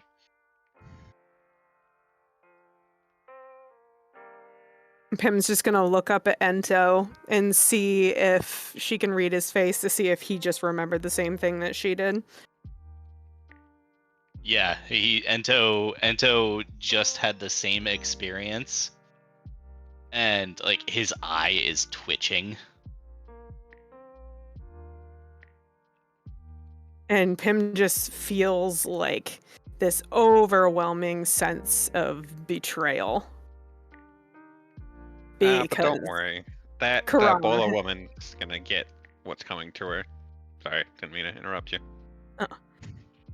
because Pim and Karam are pretty close. So she's just this horrible, overwhelming sense of betrayal. It's Well, they fully still up have a to- hard time encroaching. All the wisps keep them out just as much as anything else. Amel, I do need to like mention to you for this. The wisps seem to ignore the dwarves. Actually, Still. they're full of null, completely. Those dwarves eat null every day. They dress in null metal. They are the wisp can kill them. Even if you are wearing full null like plate mail, if a wisp gets close enough, it will eradicate you. It'll take you out of existence, basically. Not really, but people will remember you. But they are invisible to the wisps. They do not draw them in. But they are doing it artificially, where you all just Tingers don't draw them unless they want to.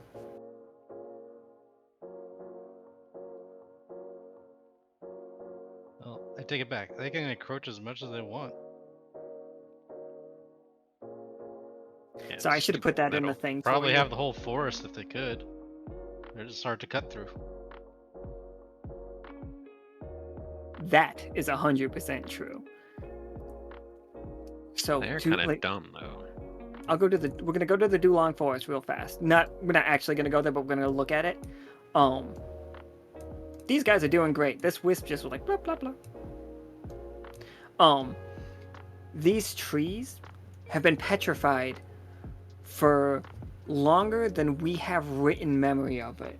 Now, Amel, you have heard news that the people in the Golden Shrines or the Aurum have a history and are aware of what happened. But it is so convoluted to get permission to travel the Golden Shrines, and the people there are just so weird is the wrong word. They're oversharers, if you will. Like, just hanging out with them, they give you their entire life stories. And if you think the way that your parents are like mushy with each other is gross, these dudes are way worse. They have a saying, they keep no secrets and allow no secrets in the Golden Shrines. So is it just a matter of getting them on topic? We haven't figured that out. We'll get there eventually, probably, maybe. Not today, though.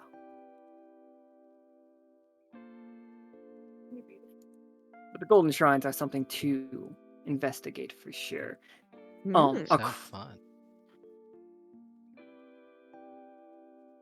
Across the river, you all do hear the cries of another Bargeist, the second half of the one that you've already seen. And you hear you hear Soki's voice scream out. He sounds angry as he yells, "Quit your arguing, you two, and you should be focusing on getting the fuck out of here." Nope. I hear Soki, and he is pissed. We gotta go this way. And Pim kind of shakes off that ick from Karam and just starts bolting in the direction of Soki. Guys, we gotta go this way.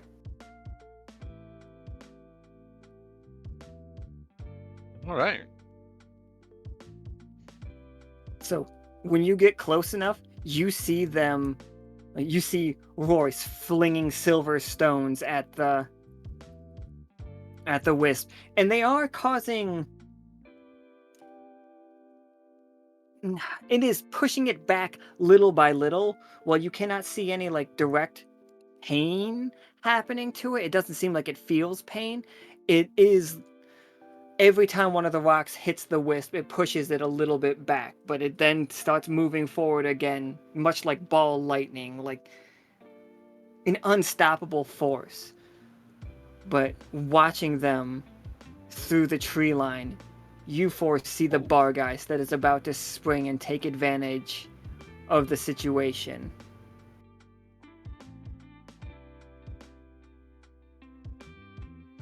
Well, I'd like to spring at the Bargeist then. Yeah, hit me. Well, I'm gonna. Are we in front of the Geist or behind the Geist? I guess is the first question. Roll me. All of you roll me a 20-sider.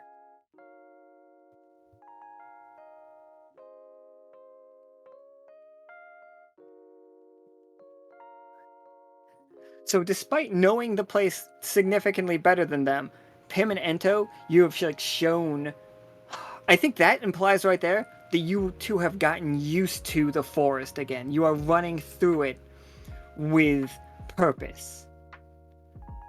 You two make it there. You are behind the Bargeist. You see in front of the Bargeist is Royce whipping stones. Soki, Leo, and Kay are up there as well.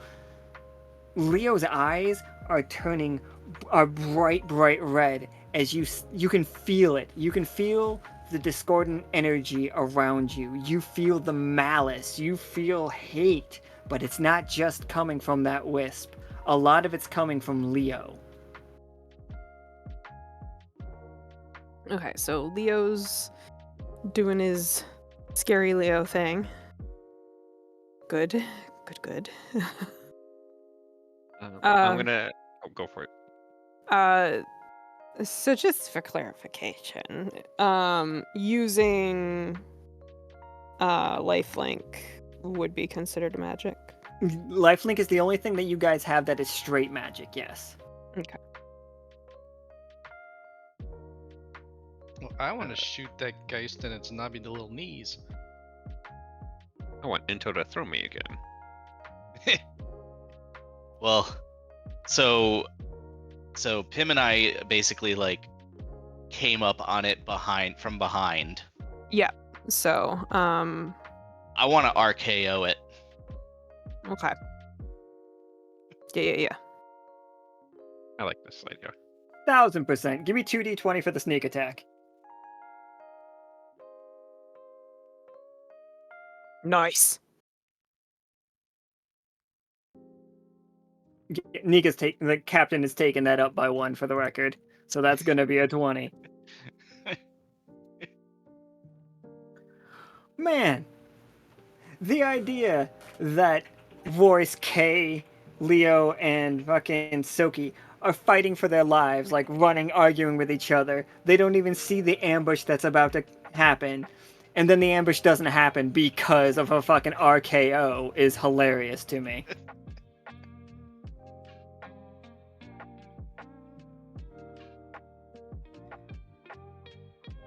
From the top rope, it's R. Kelly. It's R. Kelly? I don't know. I'm gonna pee on him! We had to kill him first, then we could pee on him. Assert dominance! Ento! Assert dominance! We had Apollo piss himself the other day. The tree? No, the god. That Oh, then that got one. shot in the face. All right. So you guys smash it, like you smash it down, Ento, and it hits the ground. So what is the plan here? You all know better than to fight wisps. Like, staying here to fight the Bargeist, absolutely an option. It's not dead, it's still kicking. This is the other half of the other Bargeist. Like, this thing has, that's gonna do 6 damage to it, but, oh, wait, it's 20, you did 12 damage to it, and so it has 38 HP left. But every time one of you 4 roll a 1, a failure, or a tough choice, this wisp is hitting people. That is just me giving you guys that heads up.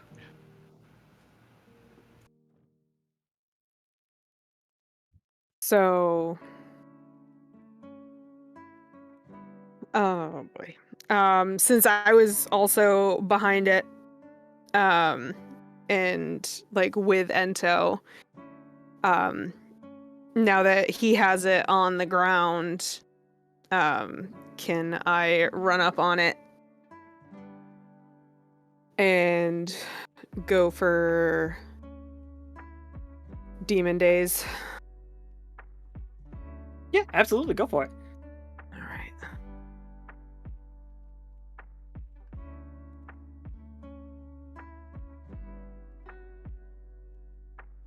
Alright, so there's my first one.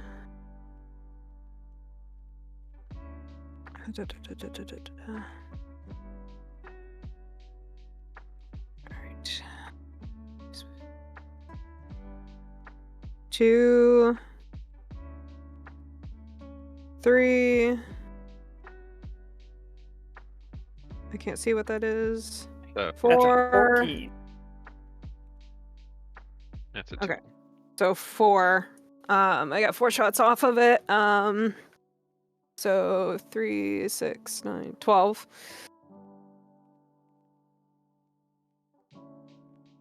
12 damage, you said? Yeah, and so basically that's just gonna look like Pim running up on it, and then she's like super pissed, like observing the entire situation. She can tell Leo's freaking out. She sees her friends in danger. There's so much happening, and she's just like completely overwhelmed. And then she just like hulks out, and all of the tendrils shoot out, and she just starts tearing at this thing. So it's just like hit after hit after hit on this Bargeist between her Hey. fists and the tentacles. Amel, do you think that's the hell side? The hell side? Yeah, she said she adopted Justin from hell, so Uh, All right, yeah. Pim. Seems Out a, of character, that's exactly where that seems ability a little comes from. fire and brimstone-y to me. hey, what's happened to Kind of like Royce? that thing. He looks different. Pim, It's that Who's Royce? because of that last attack being a 2, like the wisp lashes out. Now the wisp is gonna hit somebody for 6 AP damage unless one of you gives up a magic item. Well, actually, I had a thought about that. what is it? Tell me if this tracks. In Amel's observations, learning how to draw the wisps out, she's been marking patterns that she's seen and trying to think of ways to like disrupt or enable those patterns. And one of them was when she was trying to shoot at a wisp, the bolt missed and passed between the wisp and a tree that was leaking a small amount of sap, which created a charge, like a little electric magical charge that was just enough to draw the wisp's attention for like a fraction of a moment.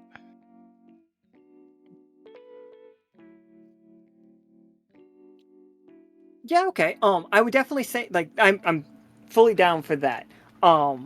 With a 2 though, I'm gonna need us to lose a magical item. That will prevent if we give up a magical item, anybody gives up a magical item, it will have this thing distracted for a moment. So the next time you roll the next time you roll a tough choice, the wisp will not be able to interact.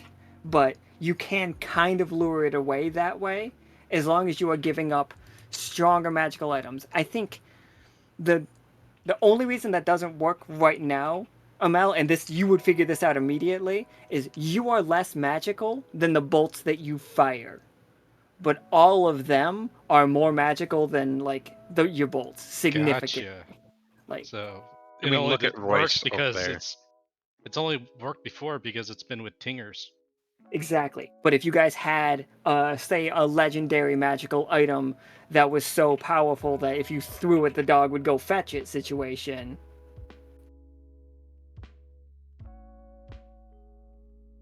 I don't have anything that powerful on me. I don't have anything like that. But you could give up anything. Any of you, including the 4 in the chat, could give up one item to prevent that 6 damage.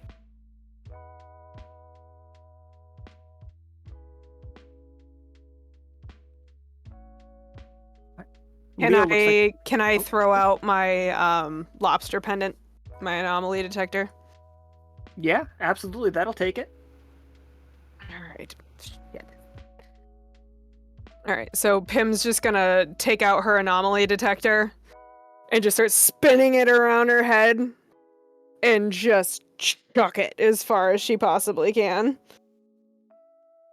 You see what looks like a hand, like reach out of it and just snatch at it.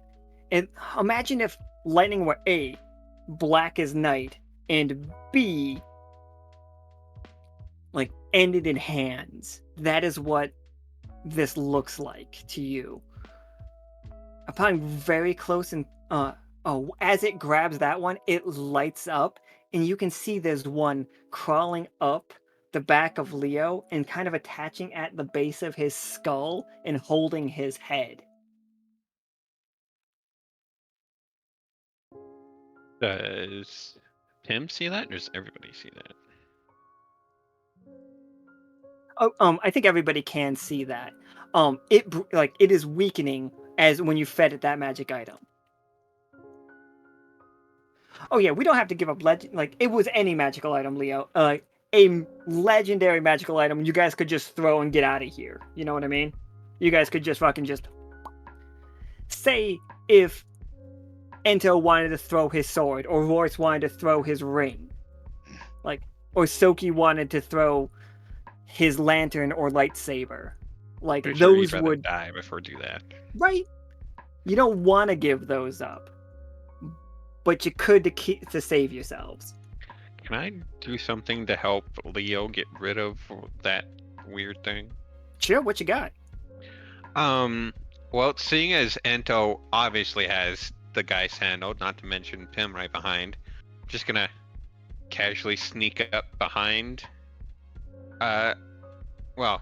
Sneak around to where Leo is, and then say, "Hey, I'm there. You got something on your neck, and I'm gonna remove it.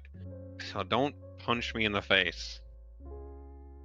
And as I go to grab that weird critter, not with bare hands, of course. I'm gonna put on like gloves or something, and then go for it. Just slide on some silver gloves. No worry.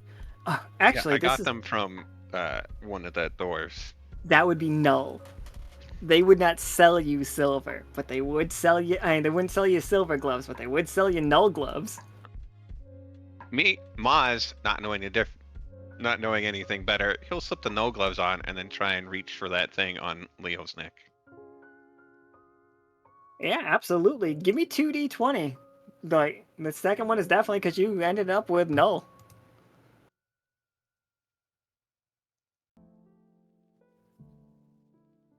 I was the first one that got you that. I was like, man, I sure hope that second one was the 19 because that would have been hilarious. Leo. Rupert has words to say. Rupert comes. Whooping on the comms. Leo, are you okay? How are you doing? Soki, there's a lot of people at the bar. Ooh, it's a 20 now. Confused and weird. Like, could you come back to the bar, please? That's right. Hi, Rupert.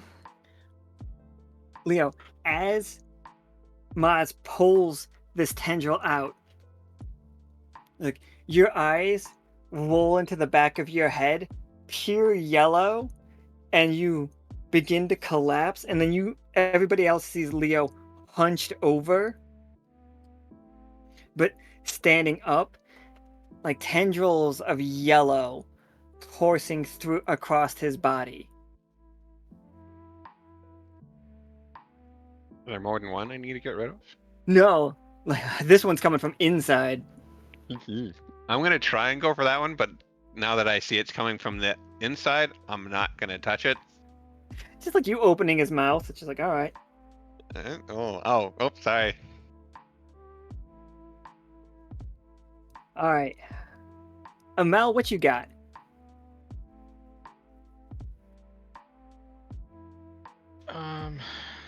We can try to lure the... Unconscious right now. I don't think anyone's unconscious. Royce is A, spirit, and that's weird. B, starting to fade slightly.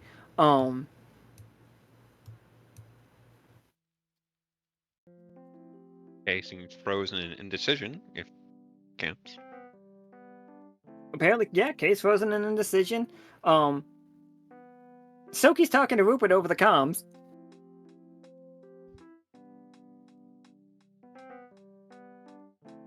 Okay. Is there... Have we ever made, like, any type of... like, AP... Like, the... forest doesn't have, like, AP in it. Have we ever made anything from the materials in that forest? Like... reed baskets or something, or... Oh yeah, I'm sure. I really think that this forest, most of these trees are just regular ass trees. Like, as natural as they can. There are other things in this forest that are not specifically bad things. What are you thinking? I'm thinking of, like, a cloak made out of, like, some type of plant that absorbs AP like a normal plant would absorb carbon dioxide. Just, like, not as, like, sucking it in, but just like a natural ambient thing. So I'm wondering if we ever had one of those to, like, put over any of these magic people that could just kind of mute them a little bit, so it doesn't draw as much attention from big bad and nasty over there. Yeah, sure. We could do something like that. Who are you throwing it over? Honestly, K, because it looks like they are falling apart in front of my eyes. Absolutely. Like, so Kay, you are currently shielded. The next time that somebody is going to be hit by an AP attack from the Wisp, it will not be you. Like, what are you doing standing there? We gotta keep going. Throw the foil blanket over them, like throw them over your shoulder and start running. If I can. Yeah, absolutely. Yeah. Roll me 2d20. Sure. Well, Don't worry, the blanket did enough covering for them. A 12 is barely a success, but Kay and Amel just fucking hightail it. Just like... well, as adventurous as this has been, we should be running away now. The Bargeist is attacking. He has a tough choice to make. The Bargeist roars, and it wants to stand up and throw Ento into the sky. Ento, you will immediately get a counterattack from this. Like, if you want to come back and, like, land on it, but it like before you land, it's gonna make another attack at Pim. Your tough choice is that, or you can just keep holding it down, and then then get one attack next turn. And you're gonna be next. I'm gonna. So I've RKO'd him. I'm like holding on to these antlers and like digging my heels into the ground and like trying to twist and just keep it down. So I'm gonna stay like grappling with it. Oh, Sky, let's grapple. Yeah. Give me 2d20.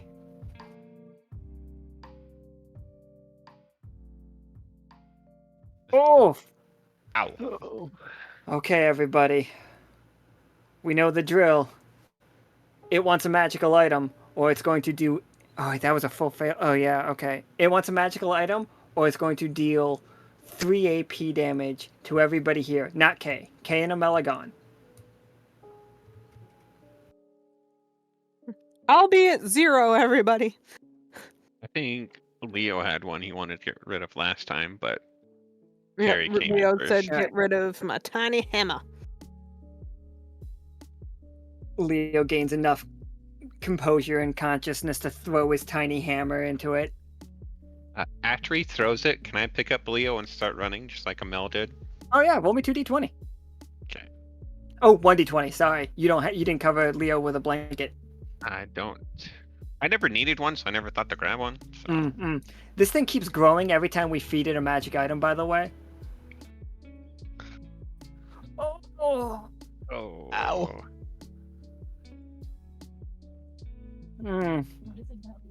What is it about Leo? Like, is it Leo's trauma that's causing this thing? Is just following. If it's affecting Leo, so he's fighting me instead of helping, you know. Consider okay. Never mind. One more time. Rico's being nice to me. There's something. This wrong. time with feeling, man. This time with feeling. I thought it was going to be that one. I thought it was going to be that one so hard. Soki, here's how it goes. You ready for it? This thing exactly lashes out for Leo. It has Leo and Mozz dead to rights. They are done. But your lightsaber's right there. And you can cut off this arm. It's going to make this thing the angriest creature in the world. Like, you will know immediately you have no chance of killing this thing right now, and you all need to run. I'm gonna tell you that right now. There's no time to finish off this bar, guys. There's no time to prove how strong you are. You gotta go. But Soki, how do you buy us that time? Wow, he's Now we doing all that. have- I'm just kind of standing there with Leo fighting me, and I'm just kind of not paying attention to that wisp, and it's getting closer and closer, and I'm trying to, calm Leo down somewhat. He stops hitting me so he can run away, but that wisp just gets closer and closer and closer. Mozz, as one of the tendrils creeps around, you see Parse's shawl, scarred, burnt, damaged, but still tucked into Leo's coat. And the second it touches it, it is back a little bit. I then grab the shawl and just kind of put it over Leo's face.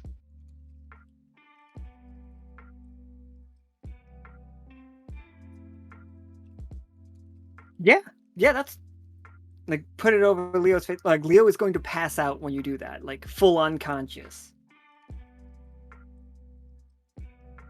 After he screams. I'm sorry, Leo. Just you're making this harder. Oh, thank God. She's not gonna like that, but at least it's still here.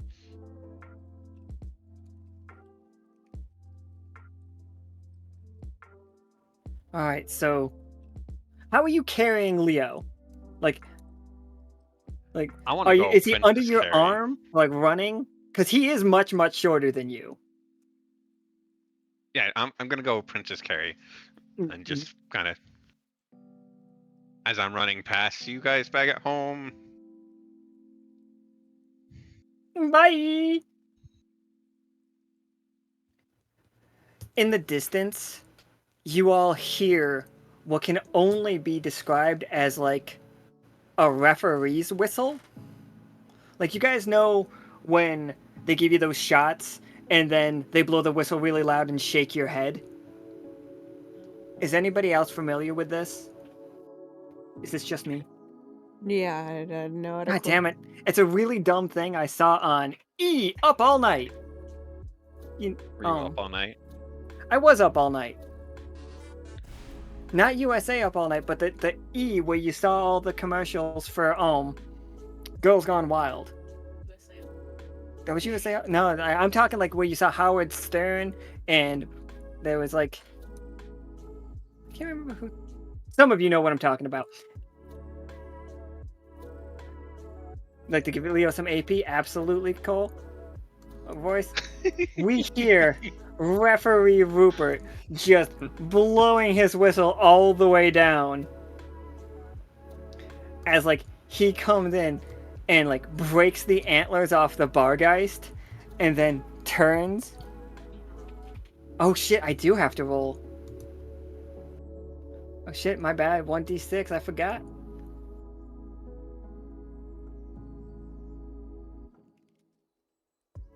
Oh, he comes down, like, throwing bottles of, like... He is throwing bottles of a green not a green liquid, of an orange, bright, glowing liquid that has a picture of Nameless and blueberries giving you thumbs up on it. It's like, energy drinks!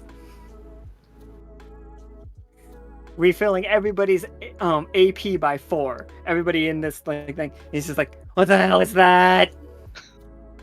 Who the hell are you? I'm Rupert. Run! Ah! Hi, Energy, come on. Rupert! Come on. This way! Is that like your pet or something? It's the first mate. You owe me lunch. I'll let you lick some hair later. Is there a Burger King around here? No. What's a Burger King? Oh, I hate this world. Him and Ento, Ento. just leave it. Ento is still like just headlocking this Bargeist as it comes closer and closer.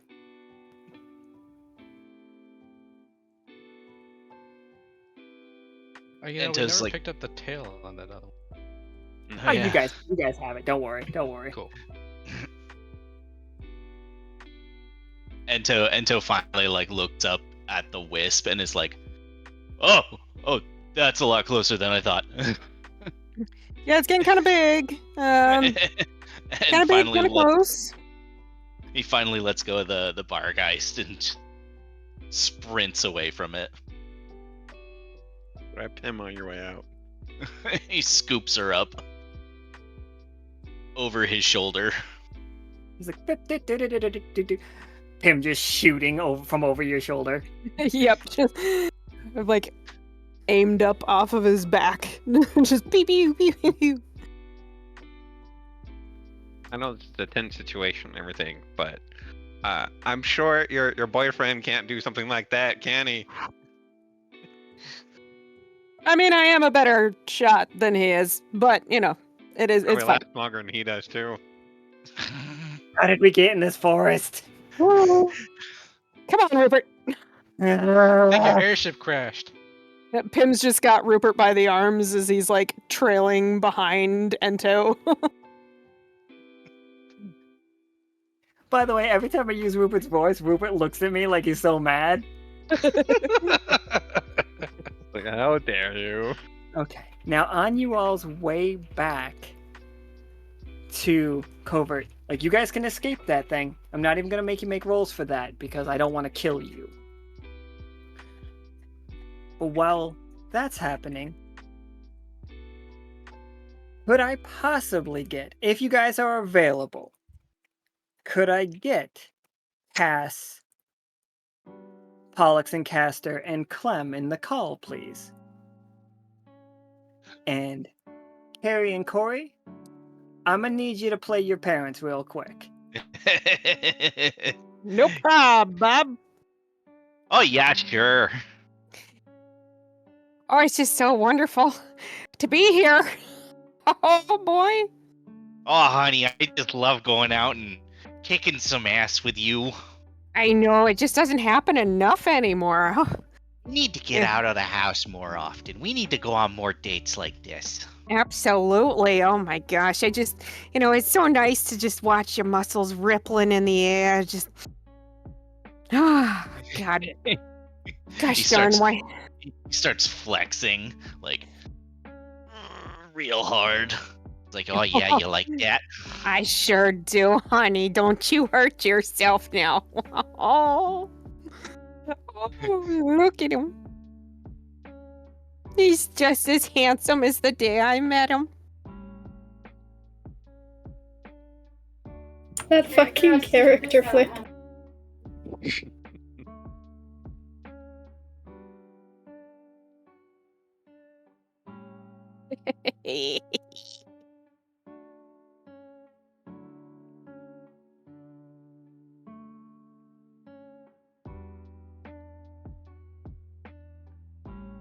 Something's going really weird.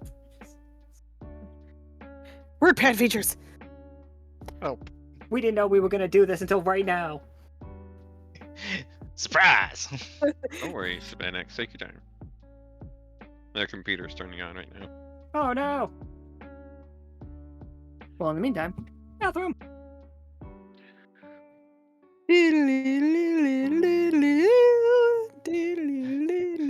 bring you this bathroom break. To Mozz and the Golden Village.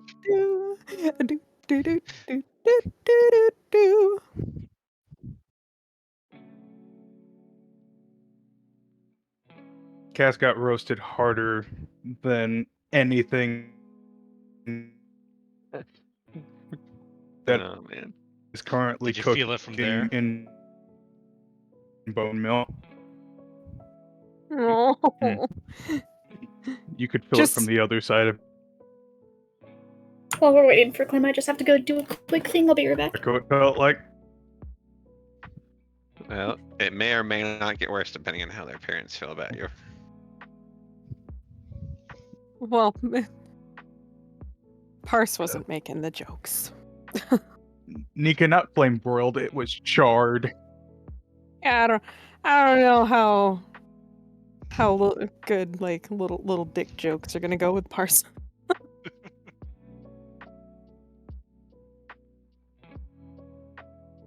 Not like she's seen any. Yeah, is Parse like, what's a little dick? I guess we'll find out. Oh no, I've never seen one of those. No, I have not.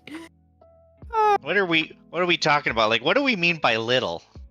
Like when the kids were babies.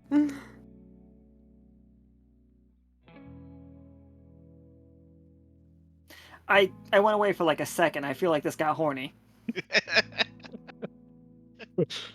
No, we're just making fun of Cass again. It's fine. I have no Alright. story.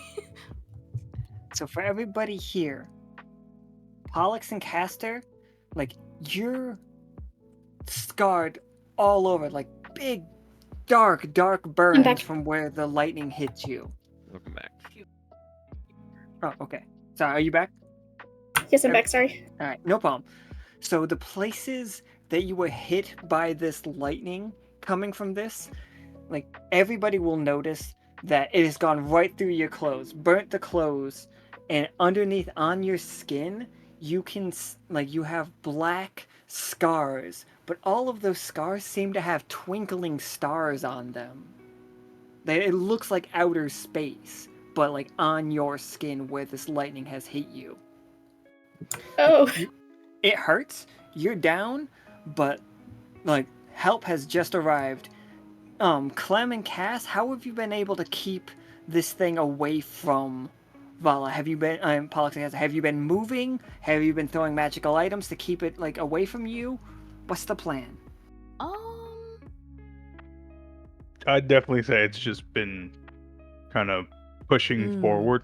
I mean, would it work if I was like trying to distract it a little bit? Like, say I'm just kind of like, I don't know, like, does would like any of like the honey or like my acid or anything count as something that would like distract it a little bit? Because I would probably be like, Oh, if you pour AP into it, yeah. yeah, it will. exactly. Yeah, like I'm thinking I'm infusing some like AP and stuff into that stuff and just kind of like tossing it and just kind of distracting it and trying to like deter it so we can kind of safely make some distance or just do whatever we're needing to do.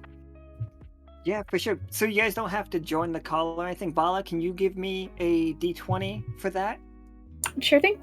Mm-hmm. Oh. Tough choice. Oh, I see. Clem, somebody is going to get hit for 6 AP damage while you do that, or Okay. somebody has to give up a magical item. Oh.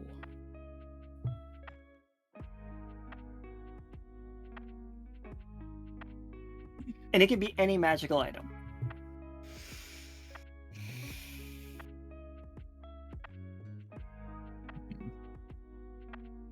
I mean, I'm.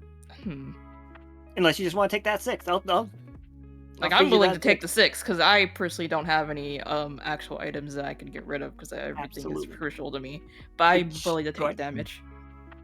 It jumps from the honey onto the honey hammer like chain lightning. Oof. And you feel it burn your hand. You have to drop the hammer temporarily. Okay. Cass, you see this thing is focusing on Clem now. What do you do? I'm gonna take a shot at it with a no metal round. Vala, do you mind? Give me another 20-sider. Sure thing. Another 6! Oh. God! This is fitting the chain lightning, I guess. Right? Mhm. Like as you aim the bullet goes through it, the lightning jumps from the hammer that just hit the ground and arcs its way up your body, Cass. Like, you can distract it by, like, you can get it to not hurt you by throwing away a magical item, or take the 6 AP damage. Yeah, I'll just take 6 AP damage. Alright. So, Pollux and Castor, you see both of your companions burning up from this lightning creature, like draining their AP. It is getting bigger and bigger. How do you stop it from killing your friends?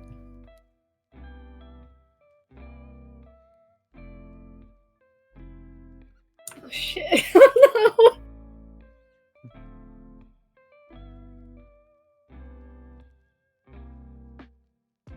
Here's my question. If I was to do... I know it's an AP move, but if I was to do, like, shock, would it follow the lightning, or would it come after me because I'm the one who casted it? It would go... Depends on how well you roll, I think. Alright, yep, nope, we're doing that. I'm gonna cast shock well away, like, to have it be coming from the sky well away from all of us. And I'm going to make sure I am well away from them, so if this does come after me and not them, they're not getting hurt. It's gonna be me getting hurt. Pollux and Castor scrabbling to their feet, like, force their hand out to shoot their light and their shock while running away from Clem and Cass. Alright, give me that 20-sider. I think someone played a double up thing. Give me 2 20-siders. It would be so funny if this was a 1 and a 20. 13 and an 18, okay. Don't worry, nobody's cursed, so we're good. Like, you buy enough time, like, as the lightning strikes in the distance and you see it, like, going towards that mountain. Exhausted, though. You are all so exhausted, and there's so much more to climb down. But you see Parse come flying in, and Gus just like jogging, keeping up just fine, but like on the ground. Oh, hello there! Are you our kids' friends? Who That would your depends. kids be? Well, I mean, since you're getting your asses kicked out here, I'm going to assume as such. Ah, the blue guy with 4 arms. We've heard about you. Howdy. Oh, 4 arms. Yeah, I honey. just now got that he's got 4 of them, and not Yeah. talking about his forearms, which are kind of small. Oh, yes, Whoa, he's whoa, hold on now. Whoa. Small is that's a. I'm gonna need you to not right there. I'll shoot a 40 caliber revolver, one of the strongest revolvers in Bone Mill. Hold all on right. now. Well, isn't that adorable? He's talking a big game, dear. It's okay. He's got to try to impress us. Just give it to him. Let him have this one, okay? Oh yeah, right. But yes, sir. That is a big gun. Yeah, You're a that's big a boy. big gun for a big guy with 4 whole arms. You got 4 arms there. That's impressive. That's 2 more than my big strong husband. Cass is gonna take out his flask to start drinking. It's like, this is exactly what I figured would happen. Well, my daughter had nice things to say about you. Well, anyway, so it does look like you guys are getting your asses handed to you, so we are here to help. Thank you.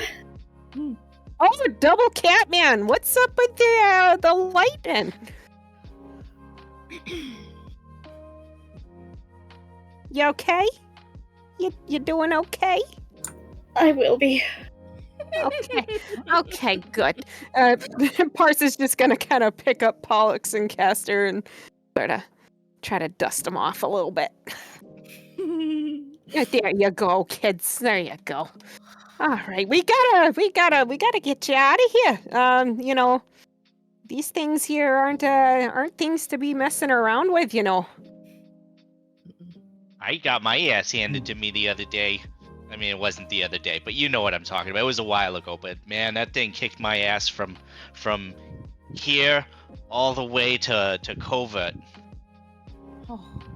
Yeah, I mean, you can see how big he is. I mean, you guys ain't gonna do nothing against this thing. We gotta go. All right, we gotta go.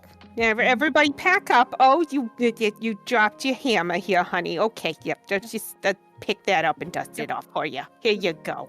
Here you go. You're welcome, sweetheart. You're welcome. Oh, honey, did you bring snacks? I did bring snacks. I knew these kids would probably be in a little rough spot. So here's the some carrot sticks. apples, everybody, and there's a couple carrot sticks for you. A little bit of centipede ranch here for you.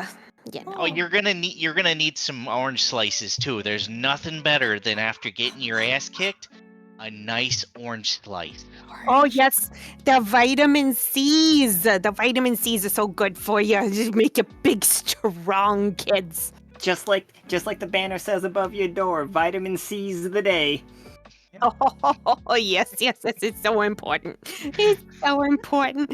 Then you can grow up and be big, strong boys, just like my husband. Look at him. Look at his muscles. Just Crackling lightning behind you all. Yeah. Oh, that thing's over here. Yep. Maybe we should go. Okay. Come on, kids. And Parse is just gonna kind of like out with her hands out, like she's herding small children. Just okay. Come on, everybody. Alex and Castor are definitely prepared to do another shock if needed. Who wants a piggyback ride? All right, double Catman. Okay. So I don't know if you noticed or not, but you know, more magic is bad magic. Okay, so none of that now. None of that now. Let's go. Come on. I do not think there's a role here. I think you guys are fine.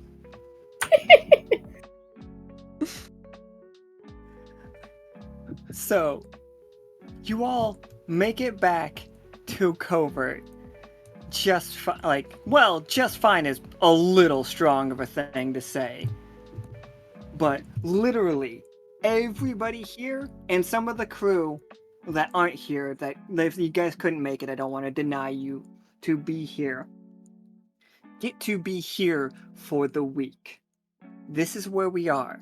I'm going to start a led RP for us, like a group led RP that is repairing the airship and just meeting and talking with the Tingers. I'll let the our RP leaders know like the information that they need to know, and if you have one of the Tingers, feel free to play that character. I will give you what Bash, Al, and Ella have been up to. I have given I've given you two your things. Who else? Who did I miss? Okay. What's that? Bash, Iv. Iv, I forgot Iv. Paul, Ella. Yeah. I will give you guys the rest. Yeah, all the Tingers are here. They're all here and alive. I in character in this game, Ella and Iv are out there doing missions the same as like you guys were. Basically, they are herding away wisps. Because that is just their job. They both seem like people to do it. I'd like to hand Leo over to Mama Parse now that we're at home. Oh finally- my gosh! Is that Leo? Yeah, oh, this he's, is Leo, the bun from oh, before. he still has my scarf, my shawl. He still has my shawl. Oh, Careful, honey, it looks like Looks like better he bites. days, but honey, you- this is the young man that reminds me of you. She's I gonna was- pick him up. I was just about to say, am I a triplet? He's the spitting image of me. He really is, isn't he? He's like, oh, gosh, it's just, I love him so much, and he's hurt. Oh God, is he still unconscious? Hey, Leo, are you okay? And she's got him like up in between her boobs, like hugging him. Like if he wasn't unconscious, he might be now. Like, just squeezing him. he went That's unconscious when I put the shawl over his face. So maybe move it out of his eyes and he'll come back. Maybe. Kind of shrugs. Gus pulls out some smelling salts and snaps them, and like, here you go. This'll wake you right up. This is how I wake up in the morning. I don't drink coffee. I just one of these. Smelling salts, just like psh. Leo just like comes with like, Oh, there he is. Oh, good, Leo. It's so good to see you. I'm sorry you got all knocked out and stuff. Arriving here is Leo is unconscious. Pollux and Castor are scarred to shit by the wisp. Amon is also unconscious for staring too long at the wisp. Osiria, though, shows up just fucking fine. Just like strolls into town like nothing's happening, carrying her fucking like. Osiria has a great sword that has a wisp in it.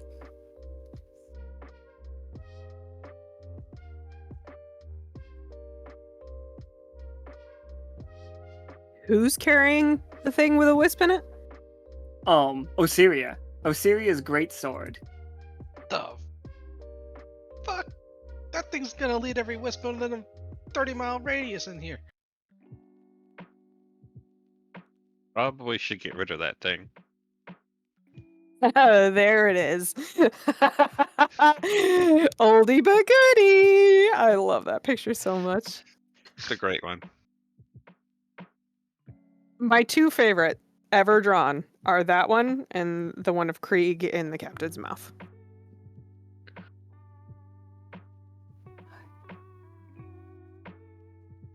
Alright. So, with that, this is a fade to black situation. Like I said, I will get that RP up and ready. It will probably be tomorrow night. Like it might be late that I get that started because, like we all know, Nika's got surgery tomorrow morning. So Have fun. Good luck. but yeah, this is where we're gonna end it. You guys all did amazing. Like, everyone did amazing. Thank you guys. Thank you, the RP leaders in the chat. Like, I know I just gave you that job like literally minutes before the game started. It's like I had the idea for this whole thing, but I couldn't get it to work with just me doing it. You know, I was trying to like figure out a way to automate it, but it just was not working. And I was like, oh, I got players that like playing. You did great. You all did amazing. You did amazing. You did That's great. right, you did. Oh, You thank you. sure Thank did. you. Stop it. Stop We're it. so proud of you.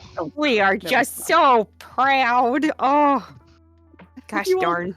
You all did absolutely amazing. Thank you so much. Thank you guys for joining the call when asked. Thank you for RPing in the chat. Thank you for switching characters to Parse and Gus, because like I didn't know I was gonna do it, but it's just like we sent help to them. So I was like, yeah.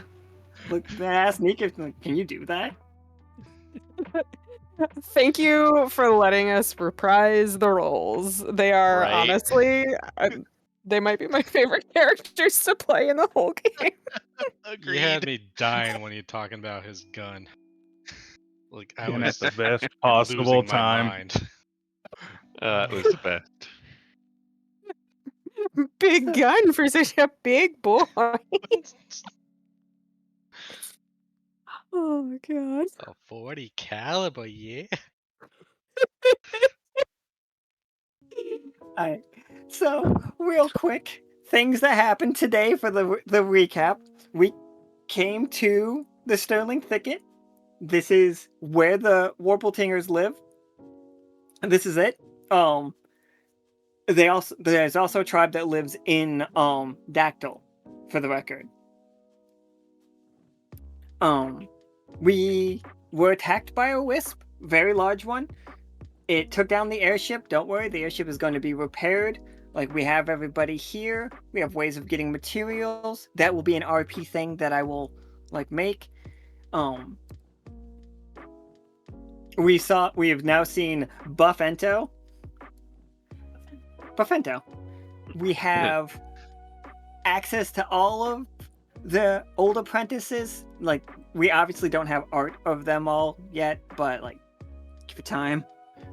And yeah, once I get the RP thing set up, you can go ahead and talk as one of the Warpletingers if you want to. Try not to have conversations with yourself. That's always really weird. But yeah, so who got hurt in this game? We have Amon, got pretty fucked up. We've got Castor and Pollux, got pretty fucked up. And we've got Leo, got really fucked up. So, yeah. But then, you guys were all saved. You are staying in covert right now. We don't have any way of immediately getting you home, so you gotta fix that airship. Even if the players weren't here for this game, if you wanted the RP, absolutely just say that you're here. You were on the ship, it crashed, you found your way here. It's fine. Cool. So yeah, I had a great time. Thank you all for playing. When's our next game? Yeah, I like turn my microphone on. Our next game is Friday, I think, right? I think Friday Bammon time, pretty sure. That looks right. 26th? Yeah, July 26th. Yeah, so surgery tomorrow. We'll see how that goes. Supposedly it should be like fine, and everything should be like back and like functional by the time we get to that. But obviously, who knows? Who knows how that's gonna go? So I don't know. Fingers crossed, and I'll like keep y'all posted. You got this. You got it.